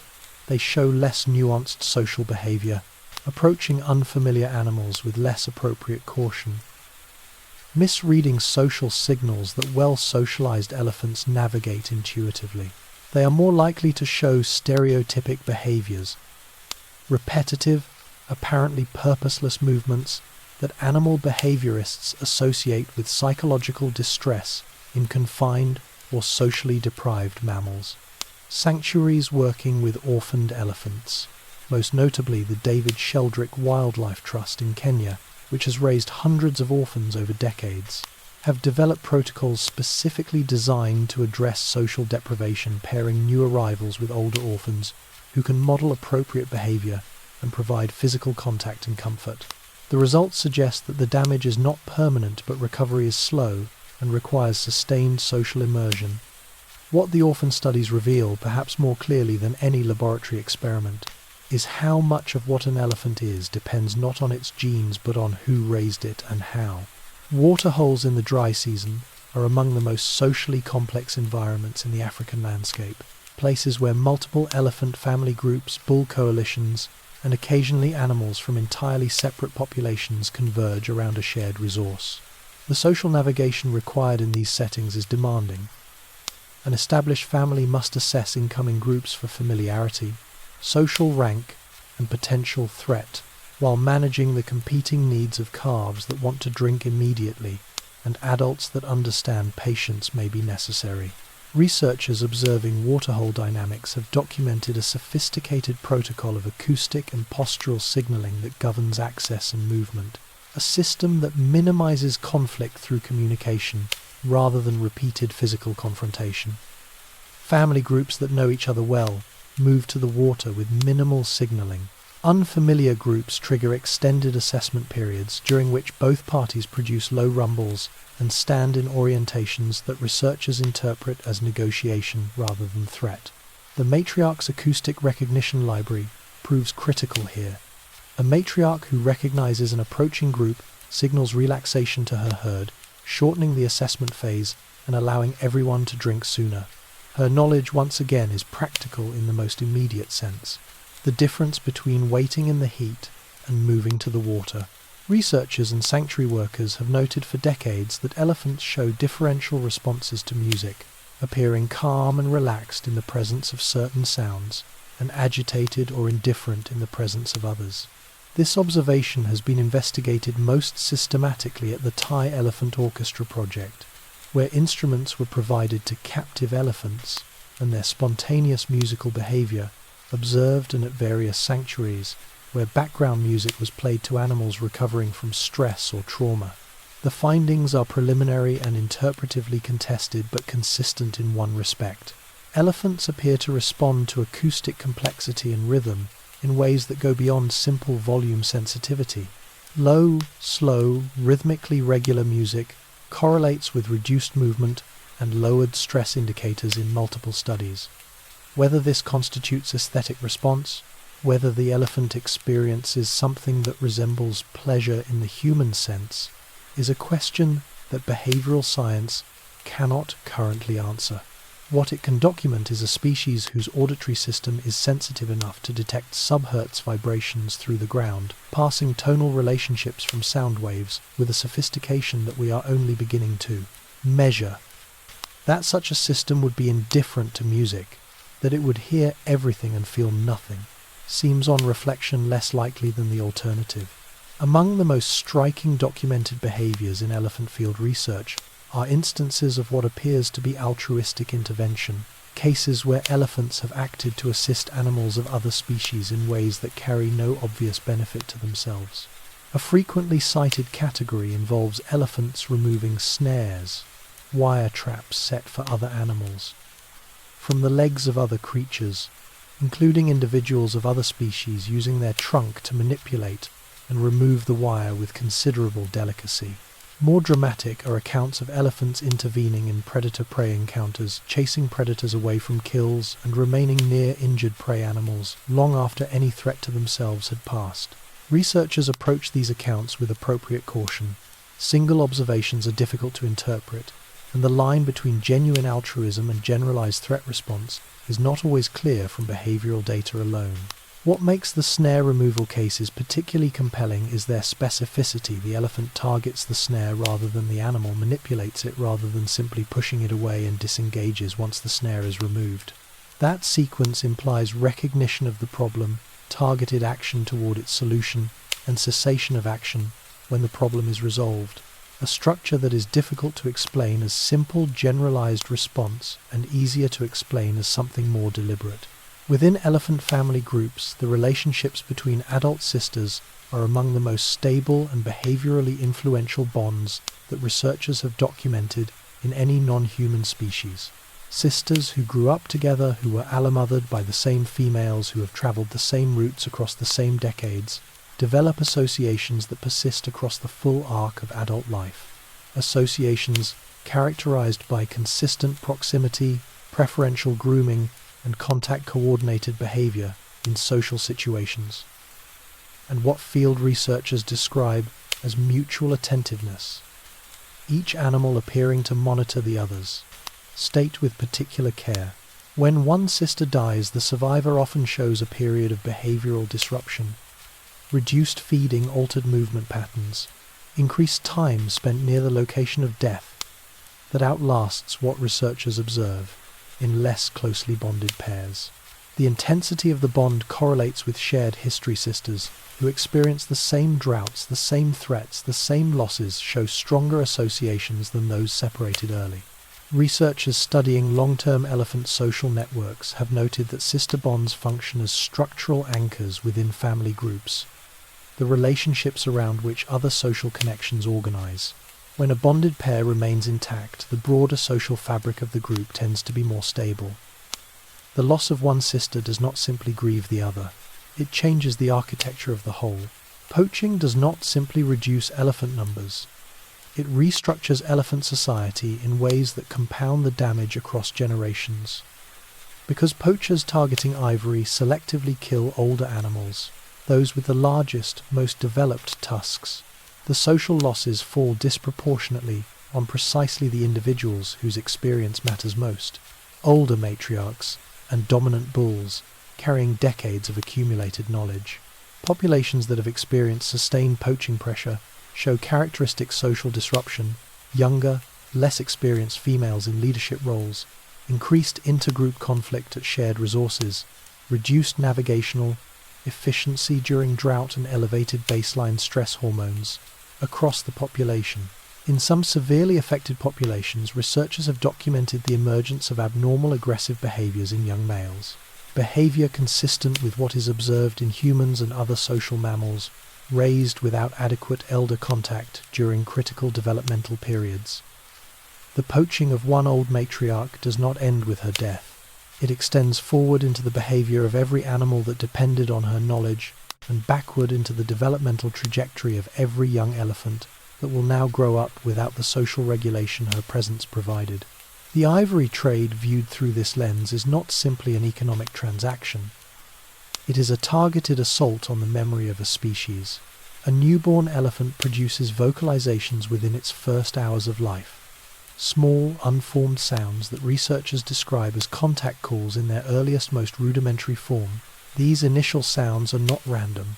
They are already directionally oriented toward the mother, produced in response to her proximity and her own vocalizations, suggesting that some degree of acoustic bonding has already occurred in the womb. In the weeks and months that follow, the calf's vocal repertoire expands through what researchers describe as a process of acoustic exploration. The animal producing variations on basic call structures, apparently listening to the responses those variations generate, and gradually converging on the call types that produce consistent social outcomes.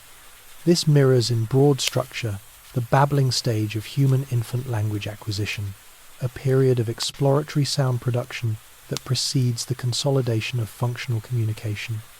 Researchers studying this developmental process have noted that calves raised in acoustically rich environments, surrounded by many vocalizing adults, develop more varied and contextually appropriate call repertoires than those with less acoustic exposure. Language, even in its most ancient and non-linguistic forms, appears to require an audience. The calf does not learn to speak by listening to itself. It learns by listening to everyone around it, and slowly, sound by sound, learning what each one means. The story of the elephant begins in the shallow coastal swamps of what is now North Africa, approximately 55 million years ago, long before the first grasses spread across the continents, long before the Himalayas reached their current height, long before anything resembling a human walked on the earth. The earliest ancestor of the modern elephant was a creature called Phosphotherium, roughly the size of a fox, with no trunk, no tusks, and no obvious indication of the extraordinary lineage it was beginning. What it did have was the foundational dental structure that would eventually evolve across dozens of intermediate species and tens of millions of years into the complex molar system of the modern elephant. The Proboscidean family, the order to which elephants belong, once encompassed over 170 known species, distributed across every continent except Australia and Antarctica. What remains today is 3. The rest were erased by climate shifts, habitat change, and most recently human activity. To look at a living elephant is to look at the survivor of an almost incomprehensible pruning, the last upright branch of a family tree that once spread across the world, patiently outlasting nearly everything that ever shared the planet with it. Carrying forward in its living body the accumulated shape of 55 million years of slow, incremental becoming, the woolly mammoth and the American mastodon are the elephant relatives most familiar to popular imagination, and their relationship to modern elephants is closer than many people realize. The woolly mammoth shared approximately 99.6% of its DNA with the modern Asian elephant, a degree of genetic similarity comparable to the relationship between humans and chimpanzees. The mastodon, while more distantly related, belonged to the same broader proboscidean order and shared the characteristic trunk, the social complexity, and almost certainly the cognitive architecture that defines the group. Both species survived until surprisingly recently. The last isolated mammoth populations persisted on Wrangel Island in the Arctic until approximately 4,000 years ago. Well within the span of recorded human history, contemporary with the construction of the Egyptian pyramids, they did not vanish into some unimaginably ancient past. They were alive while humans were building cities, writing laws, and beginning to keep records.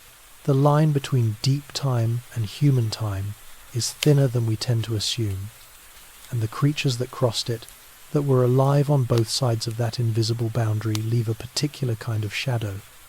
The mammoth's extinction was not a geological event. It happened within the memory of civilization.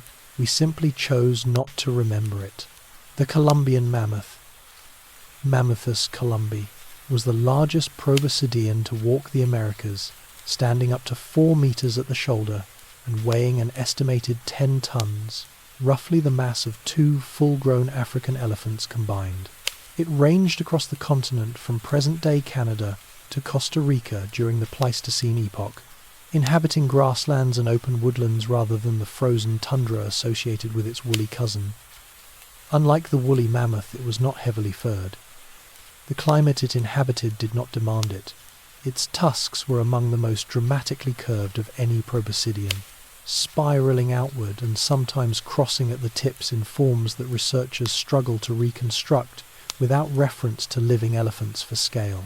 The Columbian mammoth disappeared approximately 13,000 years ago, at the same time as dozens of other large North American megafauna, a mass extinction event that scientists still debate, attributing it to some combination of rapid climate change and the arrival of human hunters on the continent. Whether the final populations were numerous enough to maintain viable social structures, whether the last Columbian mammoths had matriarchs, had memory, had the collective intelligence that defines proboscidean life, is something the fossil record cannot tell us. But the architecture was there. The brain was there. Whatever they knew, they carried it until the end. For more than a decade, researchers at Colossal Biosciences and affiliated institutions have been working toward the genetic resurrection of the woolly mammoth, or more precisely toward the creation of a cold-adapted Asian elephant, carrying key mammoth traits, engineered through CRISPR gene editing technology. The scientific goal is not a precise copy of a mammoth, but a functional analogue, an animal capable of surviving Arctic conditions and potentially restoring the grassland ecosystems that mammoths once maintained through their grazing and movement. The project has made measurable progress. Researchers have successfully edited dozens of mammoth-associated genes into elephant cell lines, including genes associated with cold tolerance, fat distribution, and hemoglobin function at low temperatures. What remains unresolved, and what the project's scientists acknowledge openly, is whether the resulting animal would develop the behavioral and cognitive complexity of a true proboscidean, the social intelligence, the matriarchal memory system, the accumulated cultural knowledge that cannot be encoded in a genome. A mammoth's DNA can, in principle, be approximated. A mammoth's mind, the 55 million year inheritance of a species that learned to remember, cannot be written into existence by any technology yet conceived. The genome is a blueprint. The memory is something that only living together across time can build. In the Hindu tradition, the elephant-headed deity Ganesha is among the most widely worshipped figures in the pantheon. The remover of obstacles, the lord of beginnings, the patron of intellect and wisdom. His elephant head is not merely symbolic decoration, It carries specific theological meaning. The elephant's memory, its patience, its ability to navigate complexity without being deflected, were understood by the tradition's architects as qualities belonging not to the merely clever, but to the genuinely wise. Ganesha's large ears hear everything. His trunk discerns truth from falsehood with the sensitivity of a sensory instrument. His memory forgets nothing, and it is this quality above all that the tradition venerates. What is remarkable about this iconography, viewed across millennia, is how accurately it encodes what modern neuroscience has since confirmed. The people of ancient India, who lived close to wild elephants, who observed these animals across generations without instruments or laboratories, arrived at conclusions about the nature of elephant cognition that the scientific record has largely validated. They did not have the vocabulary of hippocampal density or temporal lobe structure. The patient accumulation of observation across centuries of shared landscape that eventually crystallized into myth. The myth got the animal right. That in its own way is a form of memory too. For roughly 5 centuries, from the campaigns of Pyrrhus of Epirus in the 3rd century BCE through the final military uses of war elephants in South and Southeast Asia, the elephant was a weapon, the ancient world's closest equivalent to a tank. Hannibal's crossing of the Alps with 37 war elephants in 218 BCE is the most famous deployment in Western historical memory. Though most of his elephants did not survive the mountain crossing and their tactical impact in Italy was limited, more militarily significant were the Seleucid and Ptolemaic armies of the Hellenistic period, which maintained elephant corps of hundreds of animals trained for battlefield use. The psychological impact of war elephants on infantry unaccustomed to them was, by historical account, considerable. Soldiers who had never encountered elephants broke and fled before the animals made physical contact. Roman forces eventually developed countermeasures, creating corridors in their formations for elephants to pass through harmlessly, using pigs coated in flammable material as deterrents, training soldiers to attack the animals' vulnerable undersides. The use of living creatures of this intelligence in warfare, animals capable of grief, of recognition, of the kind of social memory we have been tracing through this entire account, is something the ancient sources record without apparent discomfort. The distance between how these animals were understood then and how they are understood now is perhaps one measure of what the intervening centuries have taught us, slowly and at considerable cost. Beyond the battlefield, elephants occupied a significant place in the ceremonial and economic life of the ancient Mediterranean world. Egyptian pharaohs imported African forest elephants from the Horn of Africa for use in royal processions, symbols of power whose sheer scale communicated something about the reach and resources of the ruler displaying them. Elephants appeared in triumphal processions in the Circus Maximus and in the gladiatorial spectacles of the Colosseum, where they were sometimes pitted against other animals or armed human fighters in displays that drew enormous crowds. Roman writers recorded elephant behaviors that modern researchers would recognize. Pliny the Elder noted that elephants appeared to understand human speech, that they mourned their dead, and that they showed what he described as religious reverence toward the moon. Whether Pliny's interpretations were accurate is a separate question from whether his observations were. The behaviors he documented, the apparent mourning, the sensitivity to sound, the social complexity, align in broad terms with what field researchers have since documented under controlled conditions. The ancient world was watching with considerable attention an animal that repaid attention. The conclusions it drew were uneven, but the sustained and careful watching across centuries was not wrong. When an elephant arrived in medieval Europe, it arrived as a kind of impossibility, a creature so far outside the visual and experiential vocabulary of its observers that the accounts written about it tend to read less like natural history and more like theology. Charlemagne received an Asian elephant named Abul Abbas as a diplomatic gift from the Abbasid Caliph Harun al-Rashid in 802 CE. The animal travelling overland and by sea from Baghdad to Aachen in a journey that took years, crossing landscapes and cultures that had no frame of reference for what was moving through them.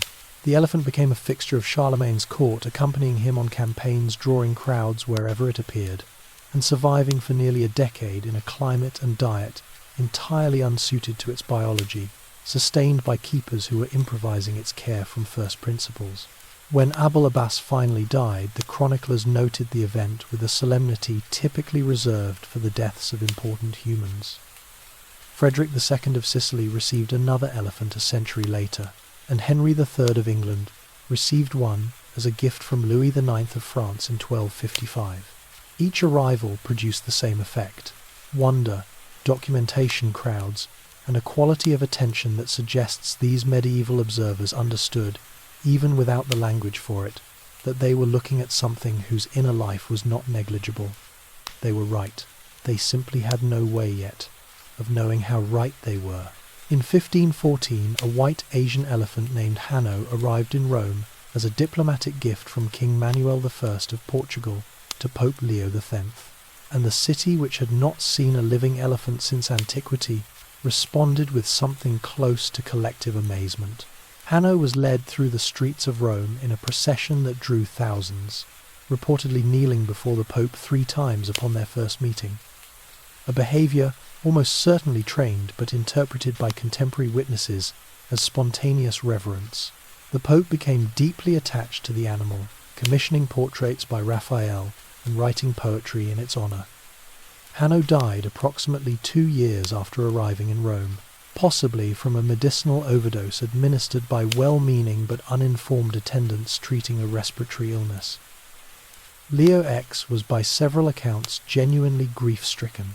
The elephant was buried within the Vatican walls and an epitaph was written, a formal inscription marking the death of an animal, with the kind of language typically reserved for distinguished humans. What Hanno's brief Roman life reveals more than anything else is the way a single elephant, encountered directly lived with, observed in its particularity, consistently produces in humans something that generalizations about the species never quite manage. The abstraction dissolves. What remains is an individual, recognized as such, mourned as such. The recognition, it turns out, tends to arrive before the understanding does. When Phineas Barnum purchased a large African elephant named Jumbo from the London Zoo in 1882, the transaction triggered a public outcry in Britain that surprised nearly everyone involved, including Barnum. Jumbo had lived at the London Zoo since 1865, and his presence there had made him something genuinely unusual in Victorian public life. An animal that hundreds of thousands of people had visited repeatedly across nearly 2 decades, forming attachments that when the sale was announced expressed themselves as petitions, editorials, and what one contemporary account described as national grief. Queen Victoria wrote personally to express her displeasure. The outcry was not simply sentiment. It reflected something that the Victorian public had arrived at through proximity and repetition, the recognition that Jumbo was not interchangeable with any other large animal, that he was, in some meaningful sense, a specific individual, whose removal from a specific place constituted a loss. Barnum's touring exhibition made Jumbo the most famous animal in the world for 3 years. Before his death in a railway accident in 1885, the grief that followed his death, documented in newspapers across 2 continents, was of a kind that had not previously been publicly expressed for a non-human animal on that scale. Jumbo did not change what elephants are. He changed what people were willing to admit they understood about them. That gap between what people know and what they will admit is one the elephant has been quietly closing one encounter at a time ever since. The fossil record cannot preserve behavior. It cannot tell us whether a Platybelodon, a shovel-tusked proboscidean of the Miocene, mourned its dead, or whether a Dinotherium recognized its reflection, or whether the matriarchs of ancient elephant herds carried the same navigational memory their modern descendants do. What the fossil record can preserve is the architecture that makes those behaviors possible. The brain case volume, the proportional expansion of regions associated with social processing and memory, the gradual increase in neural complexity, traceable across the proboscidean lineage over millions of years. Endocasts, natural or artificial casts of the interior of fossil skulls, have allowed researchers to reconstruct the rough shape and relative proportions of ancient proboscidean brains.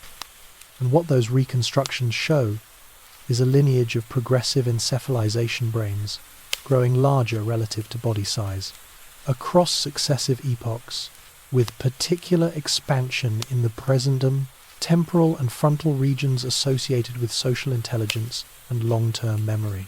The intelligence of modern elephants did not appear suddenly. It accumulated the same way the matriarch's knowledge accumulates, slowly, across time, through the layered addition of one capacity onto another, each generation inheriting a slightly more complex instrument than the one before it, until what arrived at the present moment was something capable of grief, of planning, of recognizing its own reflection, and of carrying in one animal's living mind the memory of a landscape across half a century of change. Elephants consume an enormous quantity and variety of vegetation. An adult African elephant processes between 150 and 300 kilograms of plant material daily, and what they eat they carry. Seeds ingested by elephants pass through a digestive system that can take over 24 hours to complete, during which the elephant may have traveled many kilometers from the parent plant. The seeds are then deposited in dung that serves as a ready-made fertilizer package at locations potentially far removed from where the plant grows. For many African and Asian tree species, elephant gut passage is not merely one dispersal option among many. It is the primary mechanism by which seeds are moved into new territory, and for some species, germination rates are actually higher after passing through an elephant's digestive system than without it. Researchers studying African forest ecosystems have found that the largest seeded tree species, those whose seeds are too big for any other animal to carry, depend almost entirely on elephants for dispersal. Without elephants, those trees do not spread. The structure of the forest changes. The canopy, the understory, the species that depend on specific tree types for food and shelter. The elephant does not merely live in the ecosystem. It builds it one seed at a time, deposited across a landscape its feet have been reading for decades, in places its memory selected long before it arrived. The paths that elephants have walked across landscapes over thousands of years have become in many regions the foundational infrastructure of the ecosystem.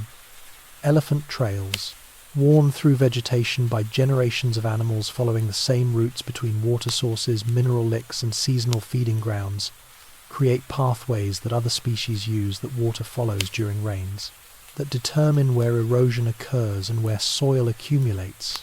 In forest environments, the movement of large herds opens gaps in the canopy, allowing light to reach the forest floor and creating the conditions for a particular succession of plant species that would not otherwise establish.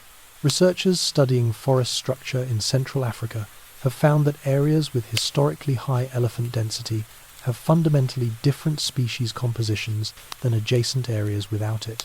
Different trees, different understory plants, different animal communities, building their lives around a structure that elephants designed without intent, simply by moving through it across time. The elephant's memory of a route and the route's physical existence in the landscape are not separate things.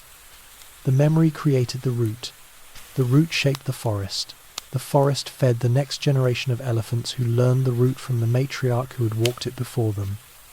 The animal and the landscape have been writing each other, in a collaboration so long and so intimate that separating one from the other has become, in the most literal ecological sense, impossible.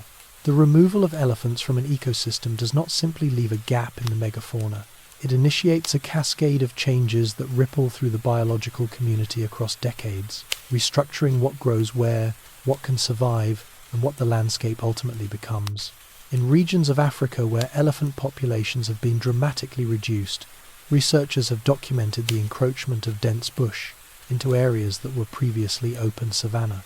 Vegetation that elephants would have kept in check through browsing and mechanical destruction, now growing unchecked and altering the habitat available to dozens of species dependent on open grassland. The large seeded tree species that depend on elephants for seed dispersal stop spreading. The trails that structured water drainage and animal movement gradually close. The mineral licks that elephants excavate, exposing salt deposits used by hundreds of other species, are no longer maintained and slowly disappear back into the soil. The changes are not instantaneous. They accumulate the way the elephant's memory accumulates. Layer by layer, season by season, each year, adding something small that only becomes visible when viewed across the full span of time. An ecosystem without elephants does not collapse immediately. It drifts slowly and irreversibly toward a different state, one organized around a different logic running on different rules, carrying no memory of what it was before. The elephant's absence, like its presence, turns out to be a force that shapes everything around it long after the animal itself is gone. The commercial harvest of elephant ivory is not a modern phenomenon. It reaches back thousands of years, into the trade networks of ancient Egypt, the luxury markets of imperial Rome, the medieval Arab ivory routes that connected sub-Saharan Africa to the courts of Europe and Asia. For most of that history, the trade was limited by the difficulty of extraction and transport, and elephant populations absorbed the pressure without catastrophic collapse. What changed was scale.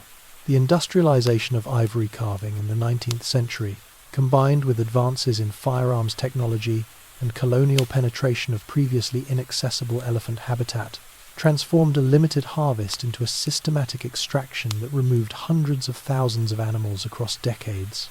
By the early 20th century, elephant populations across Africa had already been reduced to a fraction of their historical size, a collapse that occurred largely before the wildlife conservation movement existed in any organized form, before population surveys were conducted, before anyone was counting. The ivory trade did not simply kill elephants. It removed the oldest, most experienced animals first, the matriarchs with the deepest navigational memory, the dominant bulls with the most elaborate social knowledge, targeting precisely the individuals whose loss does the most lasting damage to the populations left behind. The tusk, it turns out, was the visible marker of exactly what the trade most needed to destroy age experience and the irreplaceable weight of a life fully lived. In 1989, the Convention on International Trade in Endangered Species of Wild Fauna and Flora, CITES, listed the African elephant on Appendix I, effectively banning international commercial trade in ivory. The decision followed a decade during which the African elephant population had been reduced from approximately 1.3 million animals to around 600,000, a loss of more than half the continental population in 10 years, driven almost entirely by ivory poaching. The 1,989 ban produced measurable results. Ivory prices collapsed on international markets. Poaching rates dropped significantly in the years immediately following the listing. Elephant populations in several key range states began slowly to recover. The story did not end there. Subsequent CITES meetings in 1997 and 2008 approved limited one-time ivory sales from southern African countries with stable or growing populations, decisions that researchers and conservationists have since associated with renewed poaching pressure as the legal trade created cover for the movement of illegal ivory. Scientists still debate the precise causal relationship between legal sales and subsequent poaching rates. The evidence is contested, and the confounding factors are numerous. What is not contested is that the international legal framework governing elephant protection has been across its history a negotiated and imperfect instrument, reflecting not just the biological realities of elephant conservation but the economic and political interests of the countries and communities that share the landscape with them. To hold the scale of the 20th century's elephant losses in mind requires a translation. At the century's beginning, Africa was home to an estimated 3 to 5 million elephants, a population distributed across a continent whose landscape still bore the structure those millions of animals had spent millennia building. By the century's end, fewer than 500,000 remained. The reduction did not occur evenly. It came in waves. The colonial hunting era, removing animals across accessible regions.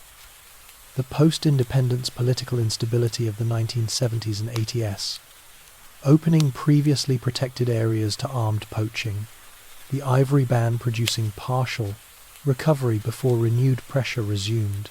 Entire regional populations were functionally eliminated.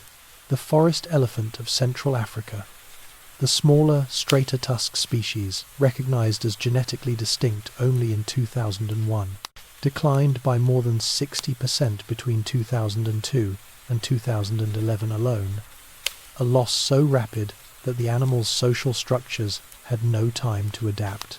What those numbers represent, translated back into the currency of this account, is not simply a count of dead animals. It is the erasure of accumulated knowledge across an entire species. Matriarchs who knew where water could be found in the worst years, bulls who had navigated the social landscape of their regions for half a century, family groups whose collective memory represented an irreplaceable understanding of how to live in a particular place, built across generations, gone in a decade. The number is staggering. What it contains is more staggering still.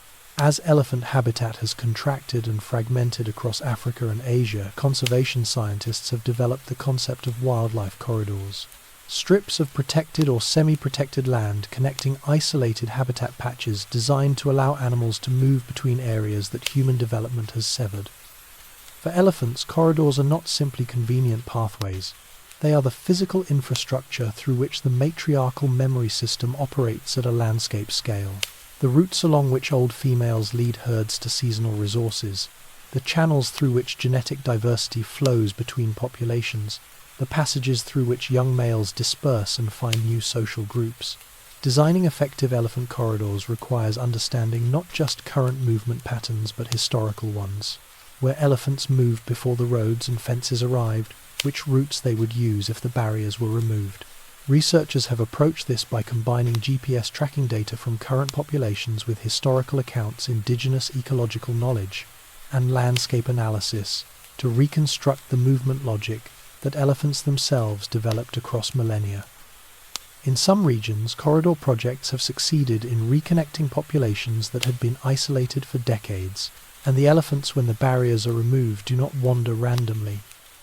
They follow routes, old routes that the landscape remembers even when the animals that first walked them are long gone, encoded in the subtle topography of paths worn by generations of feet into the patient earth. Among the oldest representational images made by human hands are depictions of elephants and their proboscidean ancestors, found in cave sites across Europe, Africa and Asia, produced by people who lived alongside these animals tens of thousands of years before the first city was built.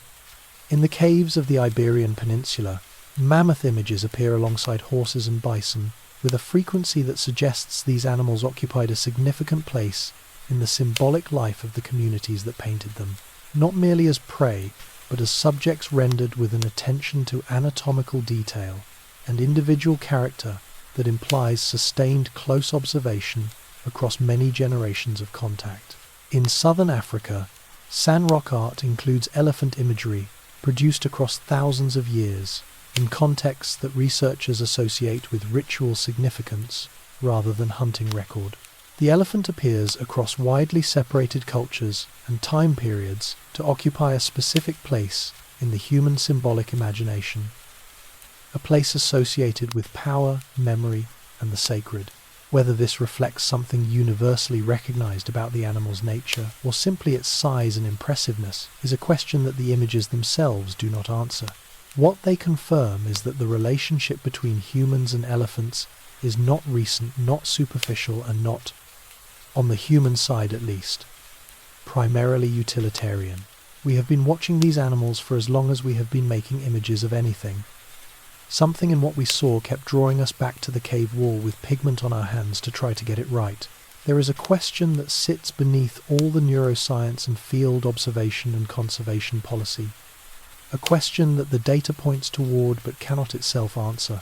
It is the question of what it means to share the world with a mind as old, as deep, and as different from our own as the elephant's. The elephant brain evolved its current form over millions of years in response to a set of pressures: social complexity, spatial navigation, long-term memory, emotional attunement, that are recognizably similar to the pressures that shaped human cognition but followed a completely separate path to address them. The result is a mind that resembles ours in some of its capacities and is utterly unlike ours in others. A mind that remembers differently, communicates differently, experiences time differently, and inhabits a sensory world whose textures we can describe but never fully enter.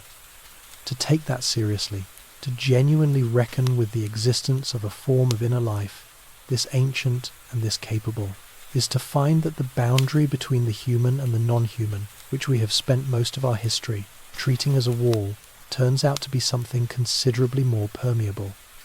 Not a wall, a shoreline perhaps, where two very different kinds of depth meet, and neither one fully understands the other, and the meeting itself is something worth standing at quietly for a long time. Among all large land mammals studied, elephants sleep the least, averaging just 2 hours of actual sleep per night in the wild, the lowest recorded sleep duration of any land mammal yet measured. This finding from a 2017 study tracking wild African elephants in Botswana using activity monitors and GPS surprised researchers who had expected animals of such metabolic complexity to require significantly more rest.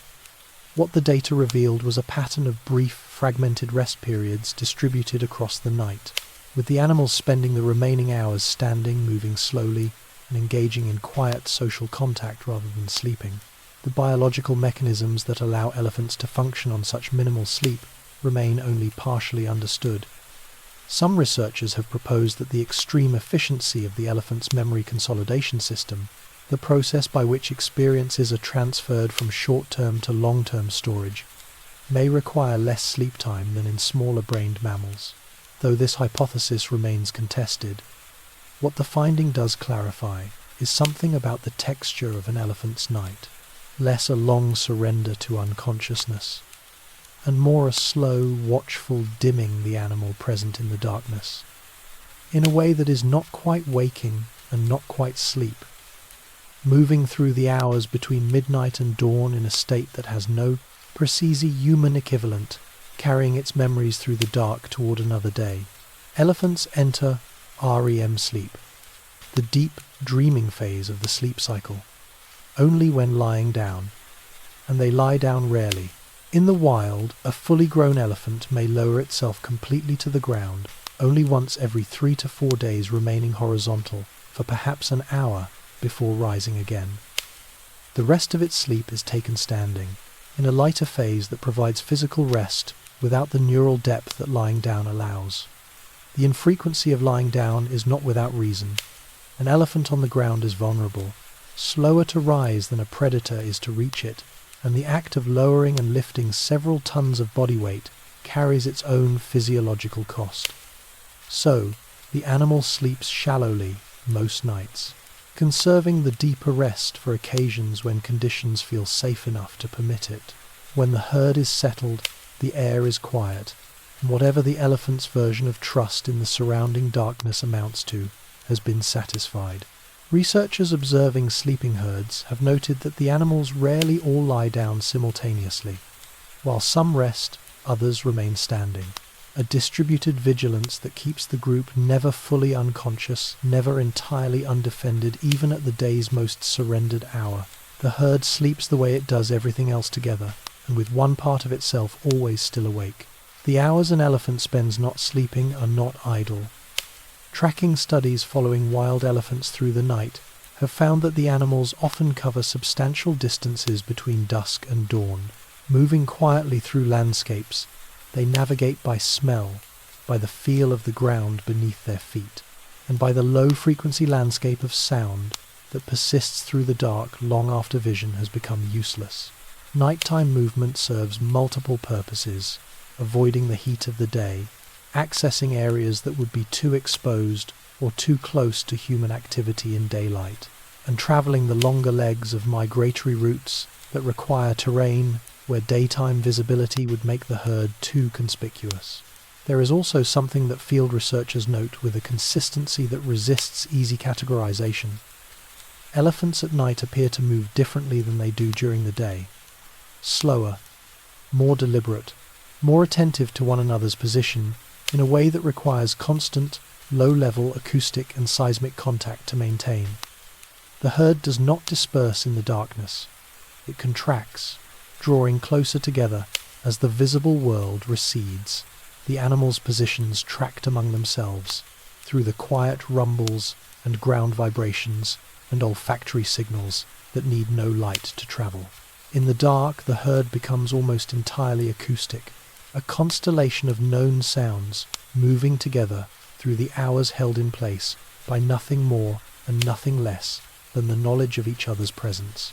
A resting elephant breathes approximately 6 to 8 times per minute, less than half the resting rate of a human, each breath moving a volume of air through airways, scaled to a body that weighs as much as a small vehicle. The sound of an elephant breathing at rest is distinctive, a long, low exhalation that carries across a short distance on a still night, audible as a kind of slow percussion beneath the other sounds of a resting herd. Researchers observing closely bonded elephant groups at rest have noted a phenomenon of respiratory synchrony, paired or grouped animals falling into matching breathing rhythms during periods of calm, their inhalations and exhalations gradually aligning in a pattern that has no obvious functional, physical proximity. Whether this represents a form of physiological attunement, the body of one animal entrained to the rhythm of another's, or simply coincidence arising from shared environmental conditions remains unclear. What field researchers describe is the experience of sitting near a settled elephant group in the late hours and hearing the breathing gradually resolve into something that sounds from a short distance like a single large organism slowly expanding and contracting, the herd in its stillness becoming briefly indistinguishable from one body, one breath, one rhythm moving through the dark. Young elephant calves sleep more than adults, considerably more, following the pattern common across mammals in which neural development during early life demands extended periods of deep rest. In the first months of life, calves may sleep for several hours across a day and night, combined collapsing into deep, sprawling unconsciousness with the completeness that only the very young achieve. Legs extended, trunk splayed, entirely surrendered to sleep in a way that adult elephants never permit themselves. They sleep pressed against their mothers or against the nearest warm body available. An allo mother, a sibling, an older companion who has settled close enough to serve as both physical support and alarm system. The physical contact is not incidental. Calves deprived of body contact during sleep show elevated stress hormones and disrupted rest patterns, suggesting the touch itself carries a regulatory function. The body of the mother communicating safety to the calf's nervous system through warmth and weight and the slow rhythm of breathing shared between them. There is a particular quality to the image. The enormous, ancient animal and the small new one, pressed together in the darkness, the calf's brain, consolidating the day's first experiences into the earliest layers of a memory system that will, if it survives, eventually carry decades of parsif. The landscape of loss, of the intricate living knowledge of how to be an elephant in a world that keeps changing around it. The sleep of the very young is where the long memory begins. The low-frequency acoustic landscape that underlies elephant social life does not go silent at night, but it changes. The contact calls that coordinate movement across open savanna become less frequent as the herd settles and the need for long-range coordination diminishes. What remains are the shorter, softer rumbles of close-range communication. Reassurance calls. The quiet vocalizations that mothers direct at calves throughout the night, the barely perceptible murmur of animals in proximity, checking each other's presence without urgency or alarm. Researchers recording infrasound through the night at elephant rest sites have described the resulting acoustic pattern as a kind of slow pulse. Periodic, low-energy signals distributed through the group at irregular intervals, like a network maintaining its connections through a period of reduced activity rather than severing them entirely. The ground beneath a resting herd is not silent. It carries the faintest trace of presence. The seismic signature of breathing bodies of feet, shifted slightly in sleep, of a rumble too quiet to cross a room but sufficient in the physics of ground transmission to reach the foot of the nearest companion and confirm that everything is still there. The herd sleeps in contact with itself. Even in stillness, even in the long quiet between midnight and the first light, the conversation does not fully stop. It simply becomes very, very small, a whisper carried through the earth from one body to the next, all through the dark. Before settling for the night, elephants frequently engage in dust bathing. drawing dry soil into the trunk and releasing it over the body in slow, repeated arcs until the skin is coated in a fine layer of dust. The behavior serves several practical functions. The dust acts as an insect deterrent, reducing overnight biting pressure on skin too vast to be continuously monitored. It provides a degree of thermal regulation as temperatures drop, and it seals moisture into the skin's complex fold system, slowing overnight dehydration in dry environments. But researchers observing the behavior have noted that it is also, by any behavioral measure, something the animals appear to enjoy. The pace slows, the movements become circular and repetitive in a way associated in elephant behavioral coding with states of positive arousal. Calves join in coating themselves with the inefficient enthusiasm of animals still learning the mechanics. Companions sometimes dust each other, directing trunkloads of soil toward the other's back in exchanges that field researchers have described carefully and in lowercase as playful.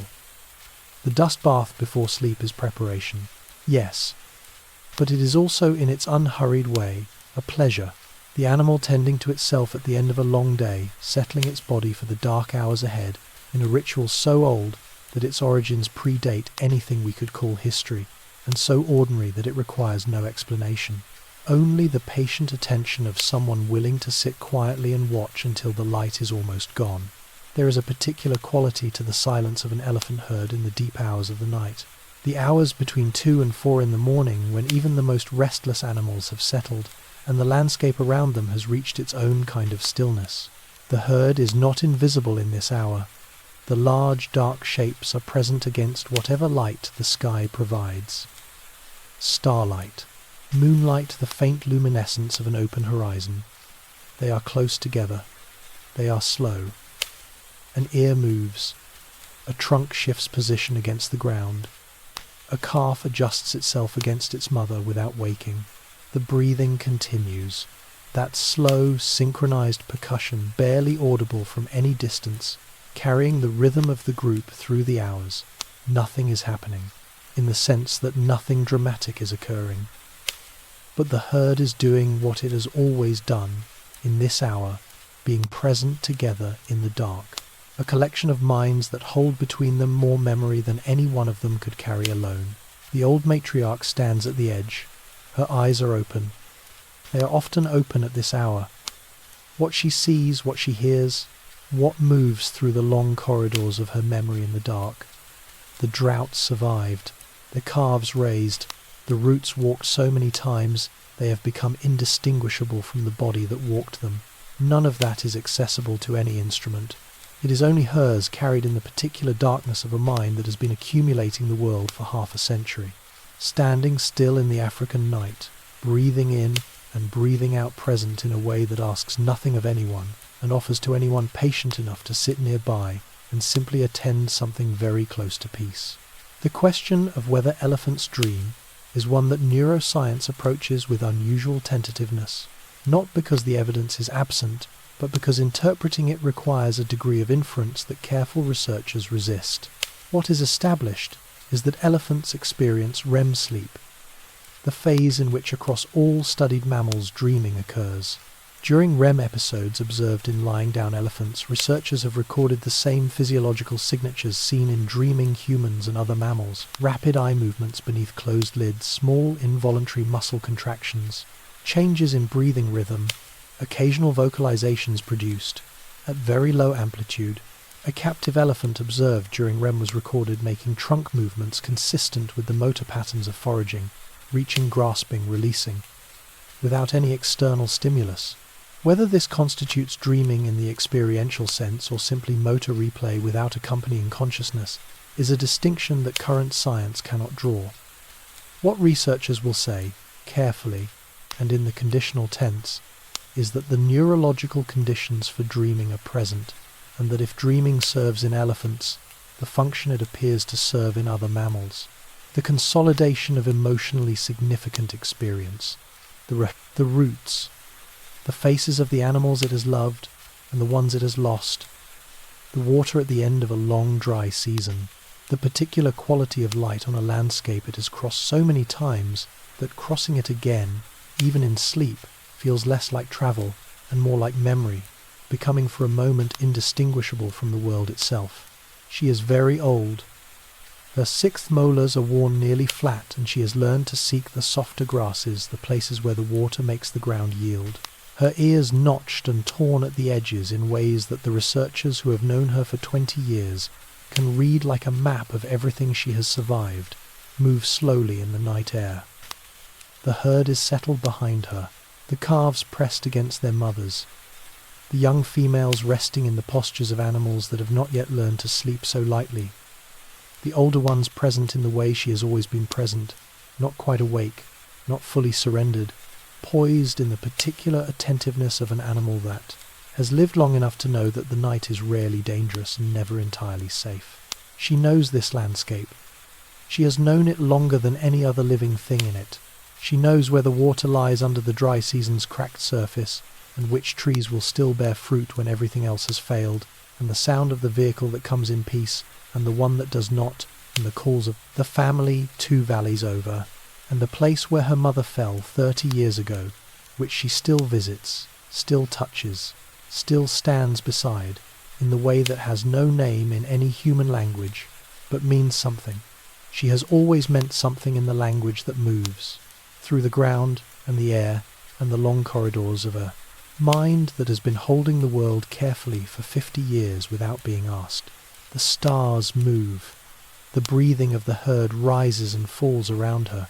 She stands at the edge of the dark, and she remembers, and the night holds everything she knows, and it is enough, and it has always been enough. And somewhere in the still air around her, too low for any human ear, the landscape hums with everything she has not yet forgotten,